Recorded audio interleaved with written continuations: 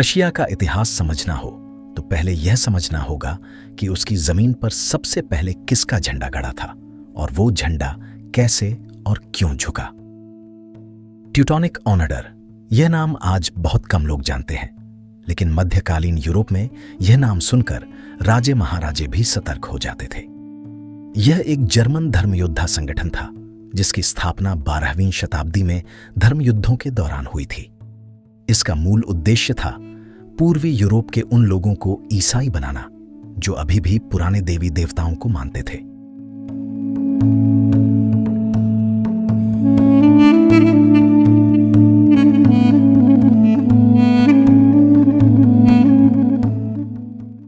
Baltic सागर के किनारे रहने वाले प्रशियाई, लिथुआनियाई और लातवियाई लोगों को ईसाई धर्म में लाने के नाम पर इस ऑर्डर ने पूरे क्षेत्र पर सैन्य नियंत्रण स्थापित कर लिया था।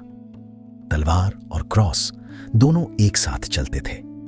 2 शताब्दियों तक इस संगठन ने अपनी ताकत बनाए रखी, लेकिन 15वीं शताब्दी की शुरुआत में एक ऐसी घटना हुई जिसने ट्यूटोनिक ऑर्डर की कमर तोड़ दी।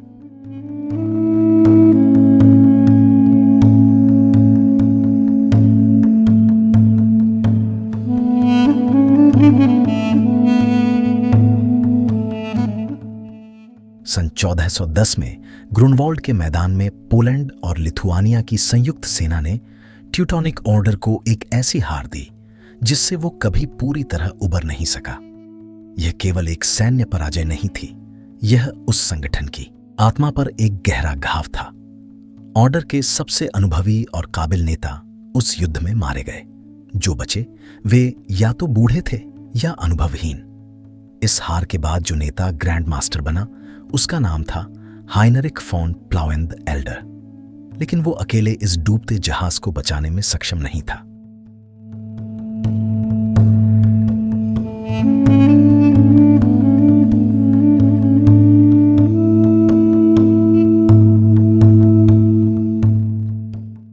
ऑर्डर के भीतर गुटबाजी शुरू हो गई। हर क्षेत्र का अधिकारी अपने हिसाब से चलने लगा। ग्रैंड मास्टर के आदेश की परवाह किए बिना स्थानीय कैस्टेलन और अधिकारी अपने अपने इलाकों में मनमानी करने लगे। केंद्रीय नियंत्रण धीरे धीरे खत्म हो रहा था। इसके साथ एक और गंभीर समस्या थी, नए सदस्यों की भर्ती। जब ट्यूटोनिक ऑर्डर की स्थापना हुई थी तब यूरोप के कुलीन परिवार अपने बेटों को इसमें भेजते थे। कारण साफ था, एक तरफ सैन्य करियर था, दूसरी तरफ धार्मिक पुण्य।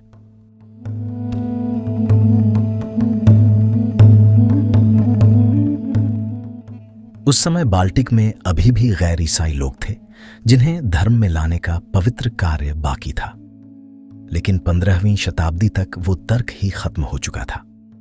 जिन लोगों को कभी पगान कहा जाता था वे अब सदियों पहले ही ईसाई बन चुके थे। धर्म युद्धों का युग लगभग समाप्त हो चुका था। उसके ऊपर एक और ऐतिहासिक आपदा की परछाई अभी भी मौजूद थी। 14वीं शताब्दी में आई ब्लैक डेथ यानी काली मौत। इस महामारी ने यूरोप की 1/3 आबादी को निगल लिया था। भर्ती पहले से ही मुश्किल हो गई थी और इस तबाही ने उसे और भी कठिन बना दिया।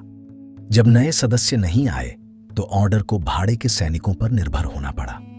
भाड़े के सैनिक महंगे होते हैं, उन्हें नकद चाहिए, वफादारी नहीं। और पैसा कहां से आए? टैक्स से। ऑर्डर ने अपने इलाकों में व्यापारियों, किसानों और कुलीनों पर कर बढ़ाना शुरू किया। यह फैसला उलटा पड़ा। प्रशिया में एक संस्था थी जिसे प्रशियाई एस्टेट्स कहा जाता था। यह कुछ आज की संसद जैसी थी, जहां प्रमुख व्यापारी, शहर के प्रतिनिधि और कुलीन लोग बैठते थे। दिलचस्प बात यह है कि इस संस्था को खुद ट्यूटोनिक ऑर्डर ने बनाया था, शायद इसलिए कि लोगों की शिकायतें सुनने का कोई तरीका हो। लेकिन अब यही संस्था ऑर्डर के खिलाफ उठ खड़ी हुई। प्रशियाई एस्टेट्स ने धीरे धीरे पोलैंड की तरफ झुकना शुरू कर दिया।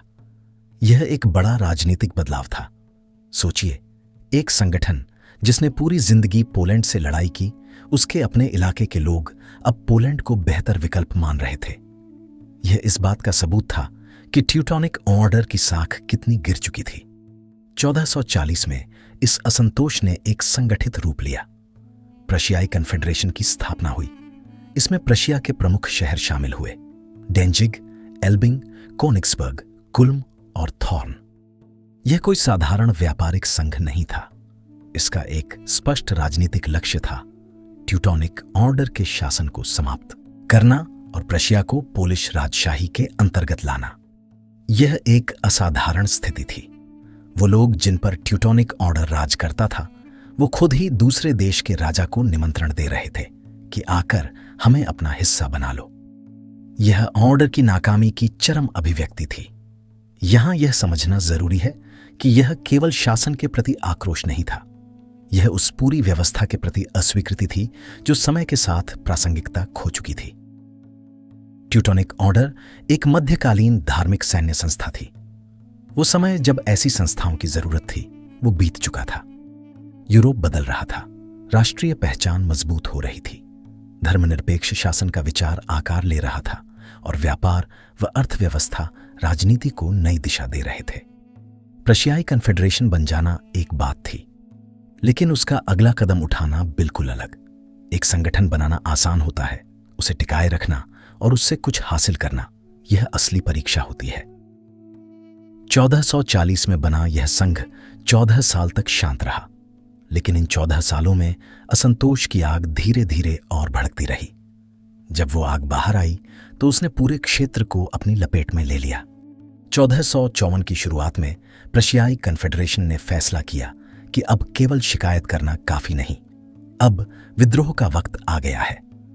उन्होंने ट्यूटोनिक ऑर्डर के खिलाफ हथियार उठाए और साथ ही पोलैंड के राजा कासिमिर चतुर्थ को एक औपचारिक निवेदन भेजा।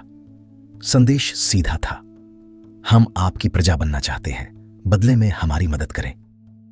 पोलिश राजा के लिए यह एक सुनहरा अवसर था जिसे ठुकराने का कोई कारण नहीं था। उसने हां कह दी और इस तरह एक नया युद्ध शुरू हुआ जिसे इतिहास में 13 साल का युद्ध कहा जाता है। ट्यूटोनिक ऑर्डर इस संघर्ष के लिए बुरी तरह अप्रस्तुत था। उनके पास न पर्याप्त सेना थी, न पर्याप्त धन। जो किले और महल उनकी ताकत की निशानी थे, वे अब उनकी कमजोरी बन गए, क्योंकि इतने सारे ठिकानों की रक्षा करने के लिए उनके पास आदमी ही नहीं थे। युद्ध के शुरुआती दौर में पोलिश और प्रशियाई ताकतों ने ऑर्डर के कई किले जला दिए और बड़े इलाकों पर कब्जा कर लिया। लेकिन यह युद्ध उतना सरल नहीं था जितना शुरुआत में लग रहा था। 18 सितंबर 1454 को कोनिट्स की लड़ाई में ट्यूटोनिक ऑर्डर ने पोलिश सेना को बुरी तरह हराया। यह जीत उस संगठन के लिए एक संजीवनी की तरह थी जो लगभग मर चुका था। इस जीत के बाद ऑर्डर ने अपने खोए हुए कुछ इलाके वापस हासिल किए और युद्ध एक लंबे गतिरोध में बदल गया। लेकिन इस गतिरोध को तोड़ने की ताकत ट्यूटोनिक ऑर्डर में नहीं थी। उनकी एक बड़ी कमजोरी उनके भाड़े के सैनिक थे। ये सैनिक तब तक लड़ते थे जब तक उन्हें पैसा मिलता रहे। जैसे ही पैसा रुकता, वे रुक जाते। ऑर्डर के पास इन सैनिकों को लगातार भुगतान करने की क्षमता नहीं थी। डेंजिग जैसे समृद्ध बंदरगाह शहर को जीतकर एक निर्णायक झटका देना संभव ही नहीं हो पाया, क्योंकि जब मौका आया तब भाड़े के सैनिकों ने पैसे के बिना आगे बढ़ने से इनकार कर दिया। 1460 में युद्ध का पासा पलटा। ट्यूटोनिक ऑर्डर की राजधानी मारियनबर्ग पर पोलिश सेना ने कब्जा कर लिया। यह केवल एक शहर की हार नहीं थी, यह उस संगठन के गौरव और प्रतिष्ठा का केंद्र था। मारियनबर्ग का किला यूरोप के सबसे बड़े और भव्य किलों में गिना जाता था। उसका गिरना ऑर्डर के मनोबल के लिए विनाशकारी था। इसके बाद ऑर्डर का समुद्री बेड़ा भी नष्ट हो गया। समुद्री रास्ते बंद होने का मतलब था कि नए भाड़े के सैनिकों को लाना और भी मुश्किल हो गया। 1463 में एक और बड़ा झटका लगा जब कोनिट्स पर पोलिश सेना का तीसरा हमला सफल रहा। अब ऑर्डर के पास समझौते के अलावा कोई रास्ता नहीं बचा था। पोप पॉल द्वितीय ने अपने दूत रुडोल्फ ऑफ रुडेनहाइम को मध्यस्थता के लिए भेजा। दोनों पक्ष थके हुए थे। पोलैंड के लिए भी यह युद्ध सस्ता नहीं पड़ा था। 1466 में थॉर्न की दूसरी संधि पर हस्ताक्षर हुए। इस संधि की शर्तें ट्यूटोनिक ऑर्डर के लिए अत्यंत कठोर थीं। पश्चिमी प्रशिया पोलैंड का हिस्सा बन गया, रॉयल प्रशिया के नाम से, एक स्वायत्त क्षेत्र के रूप में। पूर्वी प्रशिया ट्यूटोनिक ऑर्डर के पास रहा, लेकिन अब वो पोलैंड का जागीरदार था। इसका मतलब था कि ऑर्डर स्वतंत्र रूप से न तो कोई युद्ध छेड़ सकता था और न ही कोई गठबंधन बना सकता था। ग्रैंड मास्टर को हर नए पोलिश राजा के चुने जाने के 6 महीने के भीतर उसके प्रति वफादारी की शपथ लेनी होती थी और राजधानी मारियनबर्ग से हटाकर कोनिग्सबर्ग ले जानी पड़ी। यह संधि ट्यूटोनिक ऑर्डर के इतिहास का सबसे काला अध्याय था। जो संगठन कभी पोलैंड से टक्कर लेता था, अब उसी का अधीनस्थ बन गया। लेकिन इस राजनीतिक अपमान से भी बड़ा नुकसान यह था कि संधि के बाद ऑर्डर की साख पूरे यूरोप में धराशायी हो गई। इसका असर दूर तक पड़ा। लिवोनियन ऑर्डर, जो ट्यूटोनिक ऑर्डर की एक शाखा थी, वो व्यावहारिक रूप से स्वतंत्र हो गई। ग्रीस और सिसिली में ऑर्डर की जो संपत्तियां थीं, वे भी एक एक करके हाथ से निकलने लगीं। इस पतन के बीच ऑर्डर ने एक रणनीतिक बदलाव किया। उन्होंने यह तय किया कि आगे से ग्रैंड मास्टर के पद पर पवित्र रोमन साम्राज्य के राजकुमारों को चुना जाए। सोच यह थी कि ऐसे शक्तिशाली परिवारों से जुड़ने पर पोलैंड के खिलाफ समर्थन मिल सकेगा। यह एक समझदार चाल लग रही थी, लेकिन इसके परिणाम कुछ ऐसे निकले जिनकी किसी ने कल्पना भी नहीं की थी। 1511 में ब्रांडेनबर्ग अंसबाख के मार्गग्रेव के तीसरे बेटे और पोलिश राजा सिगिस्मंड प्रथम के भतीजे अल्ब्रेख्त ऑफ होहेंजोलर्न को ट्यूटोनिक ऑर्डर का ग्रैंड मास्टर चुना गया। यह नाम होहेंजोलर्न आगे जाकर प्रशिया के इतिहास में सबसे महत्वपूर्ण नाम बनेगा। लेकिन यह बात अभी किसी को पता नहीं थी। अल्ब्रेख्त युवा था, महत्वाकांक्षी था और उसके मन में एक सपना था, ट्यूटोनिक ऑर्डर को उसकी पुरानी ताकत वापस दिलाना, पोलैंड की जकड़ से मुक्त होना और पश्चिमी प्रशिया को वापस लेना। उसने धैर्यपूर्वक एक अवसर की तलाश शुरू की। यह अवसर 1512 में आता दिखा। मॉस्को के ग्रैंड प्रिंस वासिली तृतीय ने लिथुआनिया के ग्रैंड डची पर हमला किया, जो पोलैंड के साथ व्यक्तिगत संघ में था। ट्यूटोनिक ऑर्डर एक पोलिश जागीरदार के रूप में लिथुआनिया की मदद करने के लिए बाध्य था, लेकिन अल्ब्रेख्त ने मदद करने से इनकार कर दिया। इससे भी आगे जाते हुए उसने 1517 में मॉस्को के साथ एक गुप्त गठबंधन संधि पर हस्ताक्षर किए। युद्ध विराम के बाद अल्ब्रेख्त ऑफ होहेंजोलर्न के सामने एक कठिन सच था। सैन्य रास्ता बंद हो चुका था। पोलैंड से जीत पाना संभव नहीं था, न अभी न निकट भविष्य में। लेकिन अल्ब्रेख्त वो इंसान नहीं था जो हार मानकर बैठ जाए। उसका दिमाग एक अलग रास्ते की तलाश में था और वो रास्ता उसे जर्मनी की एक यात्रा में मिला। 15वीं शताब्दी के दूसरे दशक में जब अल्ब्रेख्त जर्मन राज्यों का दौरा कर रहा था ताकि ट्यूटोनिक ऑर्डर के लिए समर्थन जुटा सके, तब यूरोप एक बड़े वैचारिक भूकंप के द्वार से गुजर रहा था। मार्टिन लूथर अपने विचारों से कैथोलिक चर्च की नींव हिला रहा था। उसने यह सवाल उठाया था कि क्या पोप और चर्च की सत्ता वास्तव में ईश्वर की इच्छा है या यह केवल मानवीय सत्ता का धार्मिक मुखौटा है। यह विचार उस दौर में बेहद खतरनाक था, लेकिन बेहद आकर्षक भी। इसी यात्रा के दौरान अल्ब्रेख्त की मुलाकात एक लुथेरन धर्मशास्त्री एंड्रियस ओसिएंडर से हुई, जिसने उसे गहराई से प्रभावित किया। कहा जाता है कि इसके बाद अल्ब्रेख्त की स्वयं मार्टिन लूथर से भी मुलाकात हुई। लूथर ने उसे एक सीधी सलाह दी, ट्यूटोनिक ऑर्डर के पुराने नियमों को तोड़ो, शादी करो और प्रशिया को एक धर्मनिरपेक्ष वंशानुगत राजशाही में बदल दो। यह सलाह सुनने में सरल लगती है, लेकिन इसके निहितार्थ बहुत गहरे थे। ट्यूटोनिक ऑर्डर का पूरा ढांचा इस विचार पर टिका था कि उसके सदस्य ब्रह्मचारी धर्मयोद्धा हैं जो पोप की सेवा में हैं।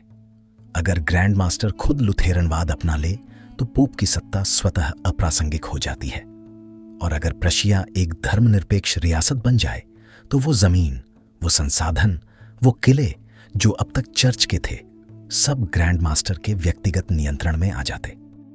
अब यह स्पष्ट करना जरूरी है कि अल्ब्रेख्त का यह फैसला कितना वैचारिक था और कितना व्यावहारिक। इतिहासकार इस पर एकमत नहीं है। एक तरफ यह सच है कि ओसिएंडर और लूथर के विचारों ने उसे प्रभावित किया, लेकिन दूसरी तरफ यह भी उतना ही सच है कि लुथेरनवाद अपनाने से उसे जो राजनीतिक और आर्थिक लाभ मिलने वाले थे, वो किसी भी महत्वाकांक्षी शासक को लुभा सकते थे। प्रशिया के कई बिशपरिक क्षेत्र जो सीधे रोमन चर्च के अधीन थे, एकाएक उसकी व्यक्तिगत संपत्ति बन सकते थे। इस तरह के अवसर को केवल आस्था के नाम पर ठुकराना बहुत मुश्किल होता। अल्ब्रेख्त ने अपने भाई मार्गग्रेव जॉर्ज ऑफ ब्रांडेनबर्ग अंसबाख को अपने मामा पोलिश राजा सिगिस्मंड प्रथम से बात करने भेजा। बातचीत लंबी चली। पोलैंड के लिए भी यह एक नाजुक प्रश्न था। एक तरफ प्रशिया को पूरी तरह जागीरदार बनाए रखने का मौका था, दूसरी तरफ एक स्वायत्त लुथेरन रियासत बनने देने का जोखिम था। अंततः सिगिस्मंड प्रथम इस शर्त पर राजी हो गया कि प्रशिया पोलैंड का जागीरदार बना रहेगा। 8 अप्रैल 1525 को क्राको की संधि पर हस्ताक्षर हुए। इसके बाद कोनिग्सबर्ग में प्रशियाई एस्टेट्स ने अपने नए ड्यूक के प्रति वफादारी की शपथ ली। ट्यूटोनिक ऑर्डर का 200 साल पुराना मठवासी राज्य इतिहास में समा गया। उसकी जगह जन्म लिया एक नए राज्य ने, प्रशिया की धर्मनिरपेक्ष रियासत, जिसके पहले ड्यूक थे अल्ब्रेख्त ऑफ होहेंजोलर्न। यह बदलाव केवल एक नाम का बदलाव नहीं था, इसने प्रशिया की पूरी आंतरिक संरचना को हिला दिया। जो प्रशासनिक व्यवस्था धर्म पर आधारित थी, वो अब धर्मनिरपेक्ष हो गई। सत्ता का केंद्र पोप और चर्च से हटकर सीधे ड्यूक के हाथों में आ गया। अल्ब्रेख्त ने नए ड्यूक के रूप में जो ऊर्जा दिखाई, वो उल्लेखनीय थी। लुथेरन सुधार को प्रशिया में सक्रिय रूप से बढ़ावा दिया गया। कैथोलिक चर्च की संपत्ति और खजाने का उपयोग नई रियासत की आर्थिक स्थिति सुधारने में किया गया। हजारों लुथेरन धार्मिक शरणार्थियों को प्रशिया में आमंत्रित किया गया, विदेशी व्यापारी, विद्वान और कारीगर। इन लोगों ने प्रशिया की अर्थव्यवस्था और बौद्धिक जीवन में नई जान फूंकी। अल्ब्रेख्त कला और विज्ञान का संरक्षक था। 1529 में उसने कोनिग्सबर्ग में सिल्वर लाइब्रेरी की स्थापना की, जिसे उपहार में मिली किताबों से भरा गया। उसने आदेश दिया कि प्रशिया के सभी प्रकाशन गृह अपनी हर नई पुस्तक की एक प्रति इस पुस्तकालय को दें। अल्ब्रेख्त के जीवनकाल के अंत तक इस पुस्तकालय में 9000 पुस्तकें एकत्रित हो गई थीं। कई प्रशियाई शहरों में स्कूल खोले गए। सर्फ यानी भूमिबद्ध किसानों को मुक्त करने की प्रक्रिया शुरू हुई। इनमें से कई ने विद्वत्ता का मार्ग चुना।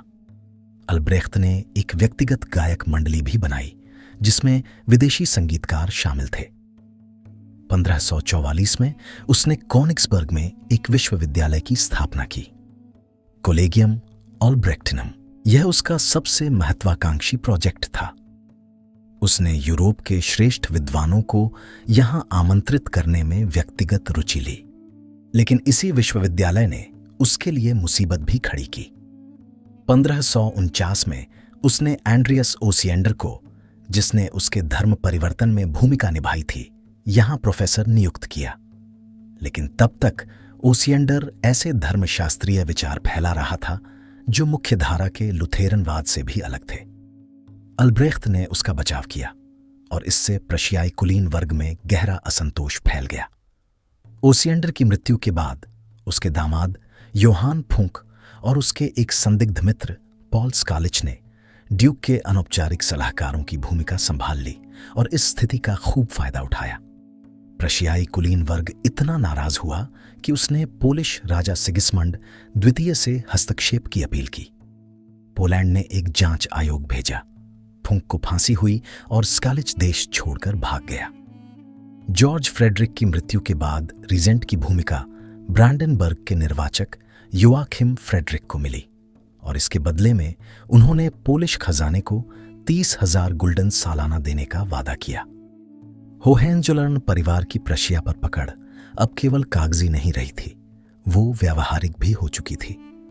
1594 में अल्ब्रेख्त फ्रेडरिक की सबसे बड़ी बेटी अन्ना का विवाह ब्रांडेनबर्ग के युवराज जॉन सिगिस्मंड से हुआ, जो होहेंजोलर्न परिवार से ही थे। इस विवाह का राजनीतिक अर्थ स्पष्ट था। चूंकि अल्ब्रेख्त फ्रेडरिक का कोई पुत्र नहीं था, इसलिए बड़ी बेटी के पति को प्रशिया पर अधिकार मिल सकता था। और 1618 में जब अल्ब्रेख्त फ्रेडरिक की मृत्यु हुई तो यही हुआ। जॉन सिगिस्मंड और अन्ना का बेटा जॉर्ज विल्हेम प्रशिया का नया ड्यूक बना और साथ ही ब्रांडेनबर्ग का निर्वाचक भी। इस तरह दो अलग अलग क्षेत्र, ब्रांडेनबर्ग और प्रशिया, एक ही शासक के अधीन आ गए। यही ब्रांडेनबर्ग प्रशिया संघ की शुरुआत थी। लेकिन यह मिलन उस समय हुआ जब यूरोप एक ऐसे तूफान की दहलीज पर खड़ा था जिसकी तबाही की कल्पना करना भी मुश्किल था। 1618 में ही 30 साल का युद्ध शुरू हुआ। यह युद्ध क्या था? इसे समझने के लिए सोचिए कि यूरोप के लगभग सभी बड़े राज्य एक साथ लड़ रहे हों, धर्म और राजनीति दोनों मिलकर आग में घी डाल रहे हों, और युद्ध का मैदान मुख्यतः जर्मन भूमि हो। कैथोलिक और प्रोटेस्टेंट ईसाईयत के बीच की खाई इस युद्ध का मूल कारण था। लेकिन जल्द ही यह राष्ट्रीय हितों, साम्राज्यवादी महत्वाकांक्षाओं और राजनीतिक गठबंधनों का एक जटिल जाल बन गया। जर्मनी के कुछ क्षेत्रों में इस युद्ध के कारण आबादी 38% तक घट गई।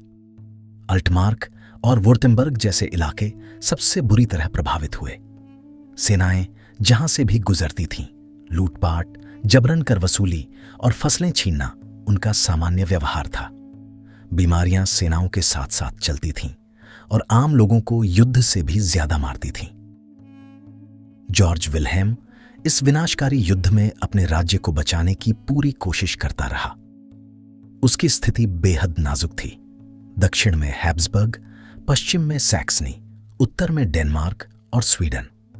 ब्रांडेनबर्ग प्रशिया इन सब के बीच फंसा एक कमजोर राज्य था जिसके पास अपनी रक्षा के लिए पर्याप्त सेना तक नहीं थी। तटस्थता की नीति पर चलते हुए उसने विवाह कूटनीति का सहारा लिया। 1620 में उसने अपनी एक बहन का विवाह स्वीडन के राजा से किया और 1626 में दूसरी बहन का विवाह ट्रांसिल्वेनिया के राजकुमार से। एक तरफ प्रोटेस्टेंट शक्तियों से रिश्ते, दूसरी तरफ कैथोलिक हैब्सबर्ग सम्राट के प्रति वफादारी। यह नाजुक संतुलन बनाए रखना लगभग असंभव था, और यही हुआ भी। दोनों तरफ से सेनाएं उसके इलाकों से गुजरीं, लूटपाट हुई और प्रजा तबाह हुई। 1623 में कैथोलिक सेना के जनरल टिली ने मार्क और रावेंसबर्ग को अपना पड़ाव बनाया। 1626 में पालातिन जनरल काउंट मेन्सफेल्ड और उसके डेनिश सहयोगियों ने अल्टमार्क और प्रिग्निट्स को लूटा। नाउएन शहर नष्ट हो गया, चर्चों को जलाया गया और लोगों का सब कुछ छीन लिया गया। जॉर्ज विल्हेम की सबसे बड़ी कमजोरी यह थी कि उसके अपने कुलीन वर्ग ने उसे एक मजबूत सेना बनाने के लिए धन देने से इनकार कर दिया। ब्रांडेनबर्ग और प्रशिया के कुलीन अपने कैल्विनवादी शासक पर भरोसा नहीं करते थे। बिना धन के सेना नहीं और बिना सेना के सुरक्षा नहीं। 1626 में स्वीडन के राजा गुस्तावस द्वितीय एडोल्फस ने पिल्लाओ में 8000 सैनिकों के साथ प्रशिया में कदम रखा। स्वीडन पोलैंड के खिलाफ अपने अभियान के लिए एक अड्डा बना रहा था। स्वीडिश सेना ने अधिकांश प्रशिया पर कब्जा कर लिया। 1626 में ग्निव की लड़ाई में स्वीडन ने पोलिश सेना को हराया। तब जाकर अल्टमार्क की संधि हुई, जो प्रशिया के लिए अपमानजनक थी। स्वीडन को प्रशिया के अधिकांश तटीय शहर मिले और 6 साल तक प्रशिया के बंदरगाहों से होने वाली शिपिंग का 2/3 टोल भी। जब तटस्थता काम नहीं आई तो जॉर्ज विल्हेम ने हैब्सबर्ग का साथ चुना। 22 मई 1626 को उसने कैथोलिक सेनाओं को अपने इलाकों से गुजरने की अनुमति दी, लेकिन इससे भी राहत नहीं मिली। सम्राट वॉलेंस्टीन की इंपीरियल सेना ने उसकी प्रजा को वैसे ही लूटा जैसे दुश्मन सेनाएं लूटती थीं। इसके ऊपर सम्राट फर्डिनेंड द्वितीय के प्रतिशोध के आदेश ने उसकी कुछ संपत्तियों को खतरे में डाल दिया। 1631 में एक नया मोर्चा खुला। स्वीडन ने जर्मनी में सीधे हस्तक्षेप किया। गुस्तावस एडोल्फस ने ब्रांडेनबर्ग को अपना सहयोगी बनाने की कोशिश की, लेकिन जॉर्ज विल्हेम हिचकिचाया। स्वीडिश राजा का जवाब ऐतिहासिक है। उसने कहा कि वो तटस्थता नहीं मानता, या तो दोस्त बनो या दुश्मन। जब स्वीडिश सेना बर्लिन की दहलीज पर आ खड़ी हुई तो जॉर्ज विल्हेम को झुकना पड़ा। उसने हर महीने 30,000 थेलर और 2 प्रमुख किले स्वीडन को देने का वादा किया, लेकिन यह जुआ भी गलत साबित हुआ। 1632 में गुस्तावस एडोल्फस एक घुड़सवार झड़प में मारा गया और 1634 में नोर्डलिंगेन की लड़ाई में स्वीडन को करारी हार मिली। हैब्सबर्ग फिर ऊपर आ गया। इस बदलते समीकरण में मई 1635 में प्रेग की संधि हुई, जिसमें सैक्सनी, बवेरिया, ब्रांडेनबर्ग और कई अन्य जर्मन राज्यों ने सम्राट के साथ शांति कर ली। जॉर्ज विल्हेम की विरासत में जो सबसे बड़ी चीज थी वो थी एक कड़वा सबक। उसके उत्तराधिकारी फ्रेडरिक विल्हेम ने उस सबक को न केवल समझा बल्कि उसे अपनी पूरी शासन नीति की आधारशिला बना लिया। जब वो 1640 में सत्ता में आया तो उसकी उम्र केवल 20 साल थी, लेकिन उसकी सोच उसकी उम्र से कहीं आगे थी। सत्ता संभालते ही उसने जो पहला काम किया वो था सेना। 30 साल के युद्ध ने जो सबक दिया था वो एकदम स्पष्ट था। बिना अपनी सेना के कोई राज्य न अपनी सीमाओं की रक्षा कर सकता है, न अपनी कूटनीति को ताकत दे सकता है। 1653 में उसने एक स्थायी सेना बनाने का फैसला किया, 30,000 सैनिकों की, जो प्रशिया की कुल आबादी का लगभग 3% थी। यह संख्या उस दौर के लिए असाधारण थी, लेकिन सेना बनाना केवल सैनिकों की भर्ती करना नहीं होता। फ्रेडरिक विल्हेम ने पूरा सैन्य ढांचा खड़ा किया, रसद व्यवस्था, प्रशिक्षण केंद्र, अधिकारियों के लिए विशेष स्कूल। सेना राज्य की केंद्रीय संस्था बन गई, न केवल युद्ध के लिए बल्कि पूरे राज्य की पहचान के लिए। सैन्य सुधारों के साथ साथ उसने प्रशासनिक सुधार भी किए। उसने झुंकर्स यानी प्रशिया के शक्तिशाली भूस्वामी कुलीन वर्ग के साथ एक स्पष्ट समझौता किया।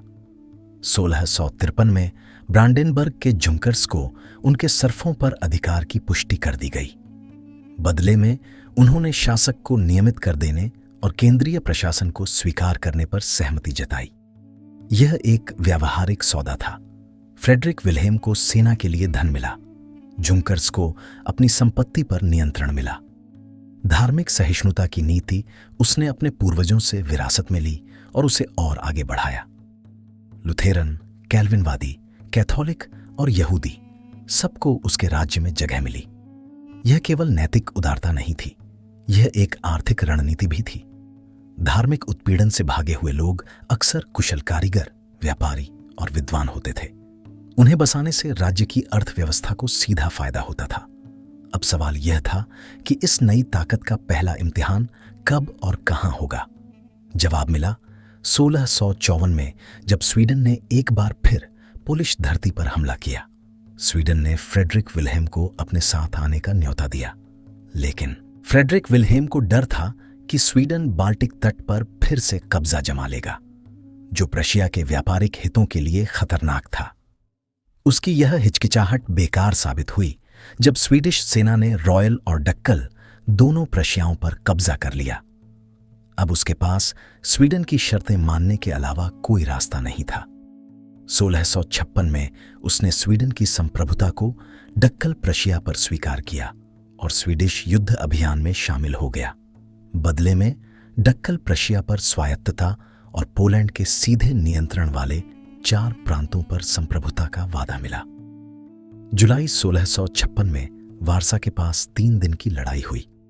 स्वीडिश ब्रांडेनबर्ग सेना ने पोलिश लिथुआनियाई सेना को हराया, जिसमें लगभग 40,000 सैनिक थे। इस लड़ाई में ब्रांडेनबर्ग प्रशियाई सेना की भूमिका निर्णायक रही। फ्रेडरिक विल्हेम ने खुद युद्ध के मैदान की टोह ली, जो उस दौर में किसी राजा के लिए असामान्य था। इस जीत के बाद नवंबर 1656 में लाभियाउ की संधि हुई, जिसमें स्वीडन ने डक्कल प्रशिया पर फ्रेडरिक विल्हेम को पूर्ण संप्रभुता दे दी। लेकिन फ्रेडरिक विल्हेम ने यही नहीं रुके। उन्होंने महसूस किया कि वो इस युद्ध में एक निर्णायक कारक बन चुके हैं और इस स्थिति का पूरा फायदा उठाया। उन्होंने स्वीडन से नाता तोड़ा और पोलैंड के साथ समझौता कर लिया। पोलैंड ने डक्कल प्रशिया को एक जागीरदार राज्य के रूप में ब्रांडेनबर्ग को सौंप दिया। 1660 में ओलिवा की संधि ने इस भू राजनीतिक बदलाव को अंतर्राष्ट्रीय मान्यता दी। प्रशिया अब पोलैंड की जागीरदारी से पूरी तरह मुक्त हो गया था, लेकिन इस स्वतंत्रता से हर कोई खुश नहीं था। प्रशियाई एस्टेट्स के एक प्रमुख सदस्य हिरोनिमस रोथ ने इस बदलाव का विरोध किया। उनका तर्क था कि पोलैंड से यह संप्रभुता हस्तांतरण प्रशियाई एस्टेट्स की सहमति के बिना अवैध है। उन्होंने पोलैंड से अपील की कि प्रशिया को फिर से उसका जागीरदार बना लिया जाए। यह विरोध इस डर से उपजा था कि जब तक पोलैंड जैसी बड़ी शक्ति ऊपर थी, वो ड्यूक की मनमानी पर अंकुश लगा सकती थी। उसके हटने से कुलीन वर्ग की परंपरागत शक्तियां खतरे में पड़ सकती थीं। फ्रेडरिक विल्हेम ने पहले समझाने की कोशिश की। जब बात नहीं बनी तो 1662 में वो 2000 सैनिकों के साथ कोनिग्सबर्ग पहुंचे और रोथ को गिरफ्तार करवा दिया। यह संदेश एकदम स्पष्ट था, नई व्यवस्था में असहमति की सीमाएं हैं। 18 अक्टूबर 1663 को प्रशियाई एस्टेट्स ने अपने नए संप्रभु फ्रेडरिक विल्हेम ऑफ होहेंजोलन के प्रति वफादारी की शपथ ली। पूर्ण संप्रभुता हासिल होने के बाद फ्रेडरिक विल्हेम ने नए क्षेत्रों की तलाश जारी रखी। 1672 में फ्रांसो डच युद्ध शुरू हुआ। पहले उन्होंने अपने प्रोटेस्टेंट सहयोगी डच गणराज्य का साथ दिया, लेकिन जब फ्रांस ने क्लीवे पर कब्जा किया तो फ्रेडरिक विल्हेम ने फ्रांस का साथ चुन लिया। बदले में क्लीवे वापस मिला। जब पवित्र रोमन साम्राज्य ने फ्रांस के खिलाफ युद्ध घोषित किया तो वो फिर पाला बदल गए, और जब स्वीडन, जो फ्रांस का सहयोगी था, ने उनके इलाके पर हमला किया तो प्रशियाई सेना उनसे टकरा गई। इसी संघर्ष में फेहरबेलिन की लड़ाई हुई 28 जून 1675 को। फील्ड मार्शल जॉर्ज वॉन डेरफ्लिंगर की कमान में ब्रांडेनबर्ग प्रशियाई सेना ने स्वीडन के खिलाफ एक असाधारण अभियान चलाया। 20 दिनों में लगभग 300 मील की दूरी तय की और स्वीडिश सेना को पूरी तरह अचंभे में डाल दिया। रांथेनाउ शहर पर रात के अंधेरे में हमला हुआ। डेरफ्लिंगर ने खुद को एक स्वीडिश गश्ती दल का नेता बताकर पहरेदारों को धोखा दिया और शहर के दरवाजे खुलवा लिए। शहर में तैनात स्वीडिश सैनिक सो रहे थे और इस हमले में ब्रांडेनबर्ग को केवल 15 आदमी गंवाने पड़े। फ्रेडरिक विल्हेम ने जो नींव रखी थी वो इतनी मजबूत थी कि उनके उत्तराधिकारी को केवल उस पर इमारत खड़ी करनी थी। लेकिन उनके बेटे फ्रेडरिक तृतीय की महत्वाकांक्षा केवल एक मजबूत राज्य चलाने तक सीमित नहीं थी। वो कुछ और चाहते थे, एक ऐसी उपाधि जो उन्हें यूरोप के बड़े शासकों की बराबरी में खड़ा करे। वो एक राजा बनना चाहते थे। यह महत्वाकांक्षा उतनी सरल नहीं थी जितनी लगती है। पवित्र रोमन साम्राज्य की जटिल राजनीतिक व्यवस्था में राजा की उपाधि धारण करना एक गंभीर कूटनीतिक मामला था। ब्रांडेनबर्ग पवित्र रोमन साम्राज्य का हिस्सा था और साम्राज्य के भीतर कोई नया राजा तभी बन सकता था जब सम्राट की अनुमति हो। लेकिन डक्कल प्रशिया साम्राज्य का हिस्सा नहीं था, वो एक अलग क्षेत्र था। इसी तकनीकी बारीकी का फ्रेडरिक तृतीय ने फायदा उठाने की सोची। उस समय यूरोप में स्पेन की राजगद्दी को लेकर एक बड़ा विवाद चल रहा था। स्पेन के राजा चार्ल्स द्वितीय निसंतान थे और उनकी मृत्यु के बाद स्पेनिश साम्राज्य पर दावेदारी को लेकर फ्रांसीसी बुर्बों और ऑस्ट्रियाई हैब्सबर्ग के बीच टकराव की आशंका थी। पवित्र रोमन सम्राट लियोपोल्ड प्रथम को इस आने वाले युद्ध में ब्रांडेनबर्ग प्रशिया की सैन्य मदद और साम्राज्य में उनके निर्वाचक मत की जरूरत थी। फ्रेडरिक तृतीय ने यह मौका भांप लिया। उन्होंने सम्राट के सामने एक प्रस्ताव रखा। ब्रांडेनबर्ग प्रशिया स्पेनिश उत्तराधिकार के युद्ध में हैब्सबर्ग का साथ देगा और साम्राज्य में उनका समर्थन करेगा। बदले में सम्राट उन्हें प्रशिया में राजा की उपाधि लेने की अनुमति देगा और अन्य यूरोपीय राज्यों को भी इसे मानने के लिए मनाएगा। सम्राट लियोपोल्ड प्रथम के लिए यह एक कठिन निर्णय था। एक नया राजा बनाना, वो भी जर्मन भूमि पर, एक मिसाल कायम करता जो भविष्य में अन्य निर्वाचकों को भी ऐसी मांगें करने के लिए प्रेरित कर सकती थी। लेकिन फ्रांस का खतरा इतना बड़ा था कि आखिरकार सम्राट ने अनिच्छा से हामी भर दी। 18 जनवरी 1601 में कोनिग्सबर्ग में एक असाधारण समारोह हुआ। फ्रेडरिक तृतीय ने खुद अपने सिर पर ताज रखा, किसी पोप या सम्राट से नहीं बल्कि खुद से। इस प्रतीकात्मक कार्य का अर्थ स्पष्ट था, यह राजशाही किसी की कृपा से नहीं बल्कि होहेनजोलर्न परिवार के अपने अधिकार से जन्मी है। अब वो फ्रेडरिक प्रथम थे, प्रशिया के पहले राजा। यहां एक महत्वपूर्ण भाषाई बारीकी ध्यान देने योग्य है। उनकी उपाधि थी प्रशिया में राजा, न कि प्रशिया का राजा। यह अंतर जानबूझकर रखा गया था। प्रशिया का राजा कहने से यह अर्थ निकलता कि वो पवित्र रोमन साम्राज्य के भीतर के प्रशियाई इलाकों के भी राजा हैं, जो साम्राज्य को स्वीकार्य नहीं होता। प्रशिया में राजा कहने से केवल डक्कल प्रशिया, जो साम्राज्य के बाहर था, पर राजशाही का दावा होता था। यह कूटनीतिक सूक्ष्मता उस दौर की राजनीति की जटिलता को दर्शाती है। राजा बनने की कीमत भारी थी। स्पेनिश उत्तराधिकार के युद्ध में ब्रांडेनबर्ग प्रशियाई सैनिकों को भारी नुकसान उठाना पड़ा, लेकिन उसके बाद फ्रेडरिक प्रथम का शासन अपेक्षाकृत शांत रहा। उन्होंने महान उत्तरी युद्ध में, जो स्वीडन और रूस के बीच था, सावधानीपूर्वक तटस्थता बनाए रखी। इस तटस्थता ने उन्हें बड़े नुकसान से बचाया, लेकिन कोई बड़ी जीत भी नहीं दिलाई। महान उत्तरी युद्ध में प्रशियाई सेना ने एक महत्वपूर्ण भूमिका जरूर निभाई। स्वीडिश पोमेरेनिया में स्ट्रेजॉव की लड़ाई में स्ट्रालसुंड की घेराबंदी के दौरान एक गठबंधन सेना ने रुगेन द्वीप पर कब्जा करने का अभियान छेड़ा। यह एकमात्र आपूर्ति मार्ग था जो घिरे हुए स्ट्रालसुंड के लिए खुला था। 14 नवंबर 1615 को गठबंधन बेड़े ने स्ट्रेजॉव पर कब्जा किया।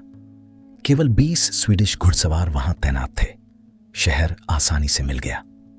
स्वीडिश राजा चार्ल्स द्वादश उस रात अपनी घुड़सवार सेना के साथ पहुंचा। उसके पास केवल 2000 सैनिक थे, जबकि प्रशियाई और डेनिश सेना के 11,500 सैनिक मजबूत मोर्चेबंदी में थे। चार्ल्स ने नार्वा जैसी जीत की उम्मीद में हमला किया।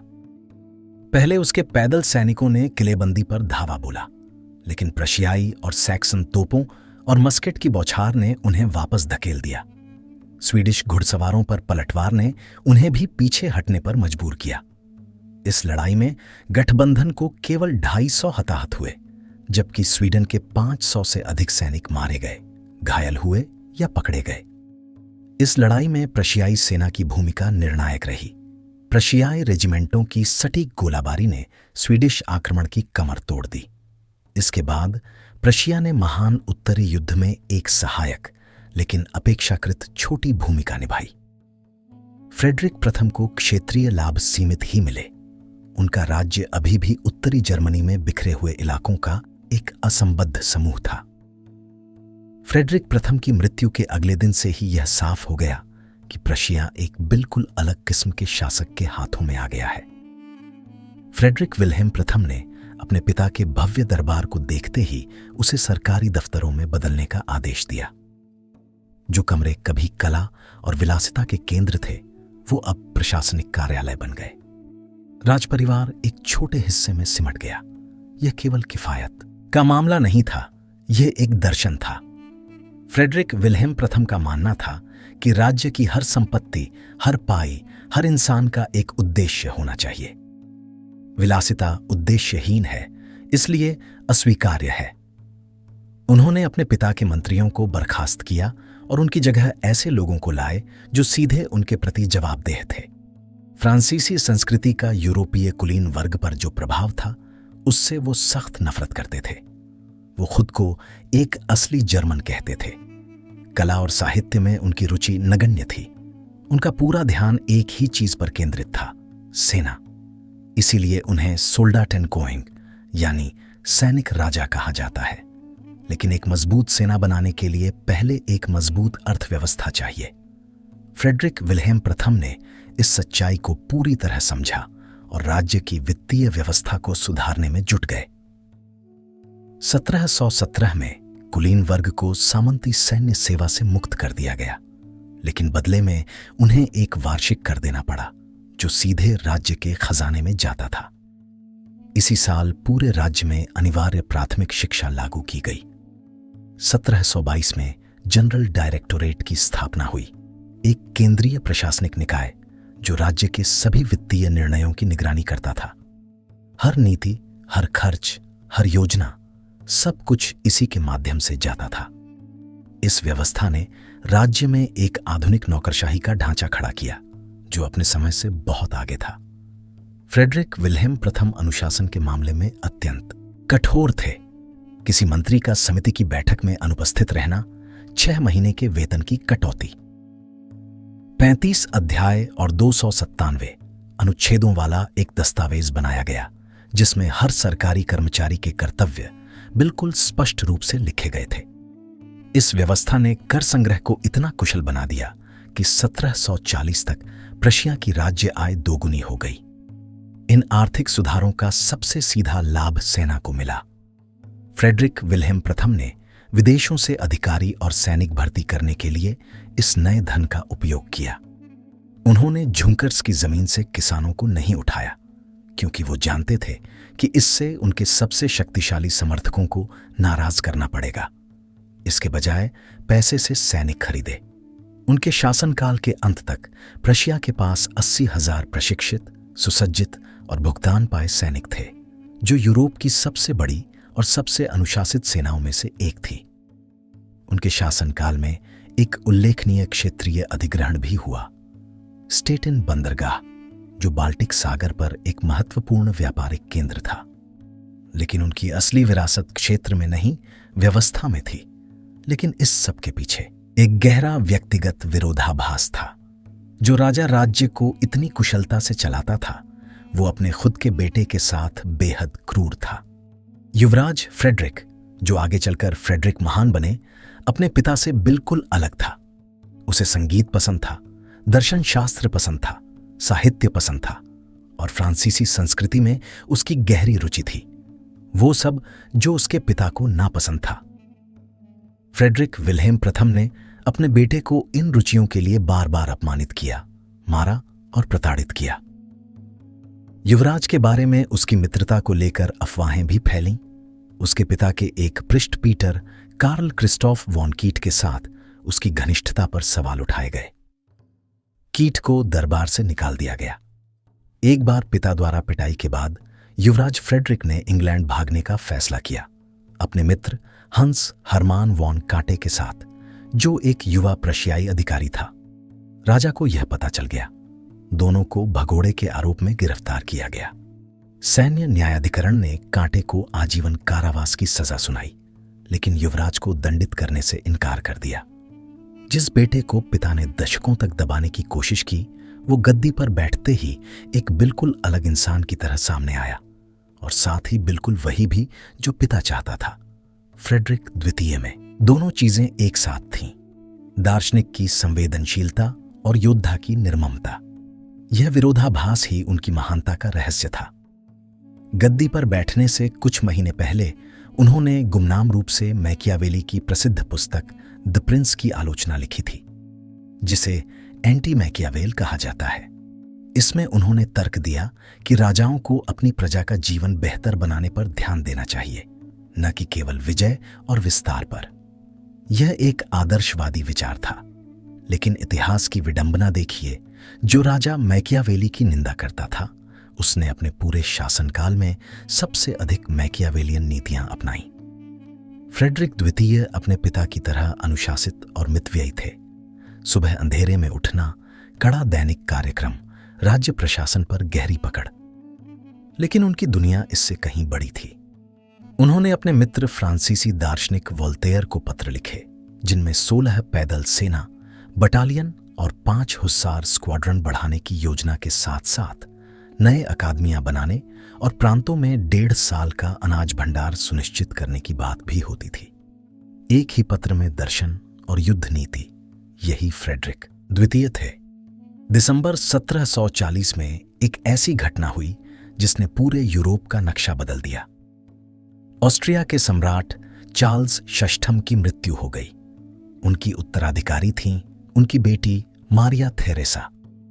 लेकिन यूरोप की राजनीतिक परंपराओं में महिला के उत्तराधिकार को लेकर विवाद था, और यही विवाद कई देशों के लिए ऑस्ट्रिया को कमजोर करने का बहाना बन गया। फ्रेडरिक द्वितीय ने इस अवसर को देखा और तुरंत कदम उठाया।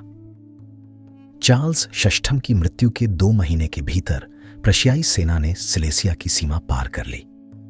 सिलेसिया पवित्र रोमन साम्राज्य का एक समृद्ध प्रांत था, कपड़ा उद्योग, खनिज संपदा और घनी आबादी वाला।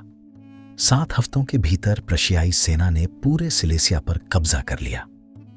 ऑस्ट्रियाई सेना अन्य मोर्चों पर फ्रांस, बवेरिया और अन्य शक्तियों से लड़ रही थी। वो प्रशिया को तुरंत जवाब देने की स्थिति में नहीं थी। अप्रैल 1741 में मोलविट्स की पहली बड़ी लड़ाई हुई। शुरुआत में ऑस्ट्रियाई घुड़सवार सेना ने प्रशियाई घुड़सवारों को पीछे धकेल दिया और एक समय ऐसा लगा कि ऑस्ट्रिया जीत जाएगा। फ्रेडरिक द्वितीय को अपने सलाहकारों ने युद्ध भूमि से हट जाने की सलाह दी ताकि वो पकड़े न जाएं। राजा ने युद्ध भूमि छोड़ दी, लेकिन प्रशियाई पैदल सेना, जो उनके पिता ने वर्षों की कठोर ट्रेनिंग से तैयार की थी, डटी रही। अधिकारियों ने मोर्चा संभाला और ऑस्ट्रियाई सेना को अंततः पीछे हटना पड़ा। प्रशिया जीता, लेकिन राजा के युद्ध भूमि छोड़ने की बात सबको पता थी। यह अपमान फ्रेडरिक द्वितीय ने गहराई से महसूस किया और इस अपमान ने उन्हें बदल दिया। उन्होंने अपनी सैन्य कमजोरियों, खासकर घुड़सवार सेना की, को पहचाना और उन्हें ठीक करने में जुट गए। मोलविट्स की शर्म आगे की तमाम जीतों की प्रेरणा बनी। मई 1742 में चौतुसिट्स की लड़ाई में प्रशियाई सेना ने एक बार फिर ऑस्ट्रियाई सेना को हराया।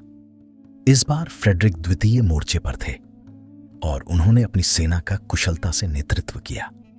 जब प्रशिया के फ्रांसो बवेरियाई सहयोगियों ने प्राग पर कब्जा किया तो ऑस्ट्रिया शांति मांगने पर मजबूर हो गया। ब्रेस्लाव की संधि हुई, जिसमें सिलेसिया का अधिकांश हिस्सा प्रशिया को मिल गया। प्रशिया युद्ध से बाहर हो गया, लेकिन 2 साल बाद फ्रेडरिक द्वितीय वापस युद्ध में उतरे। उन्हें डर था कि ऑस्ट्रिया अपनी ताकत वापस पा रहा है और सिलेसिया को दोबारा जीतने की तैयारी कर रहा है। सितंबर 1744 में उन्होंने प्राग पर मार्च किया और एक छोटी घेराबंदी के बाद उसे जीत लिया।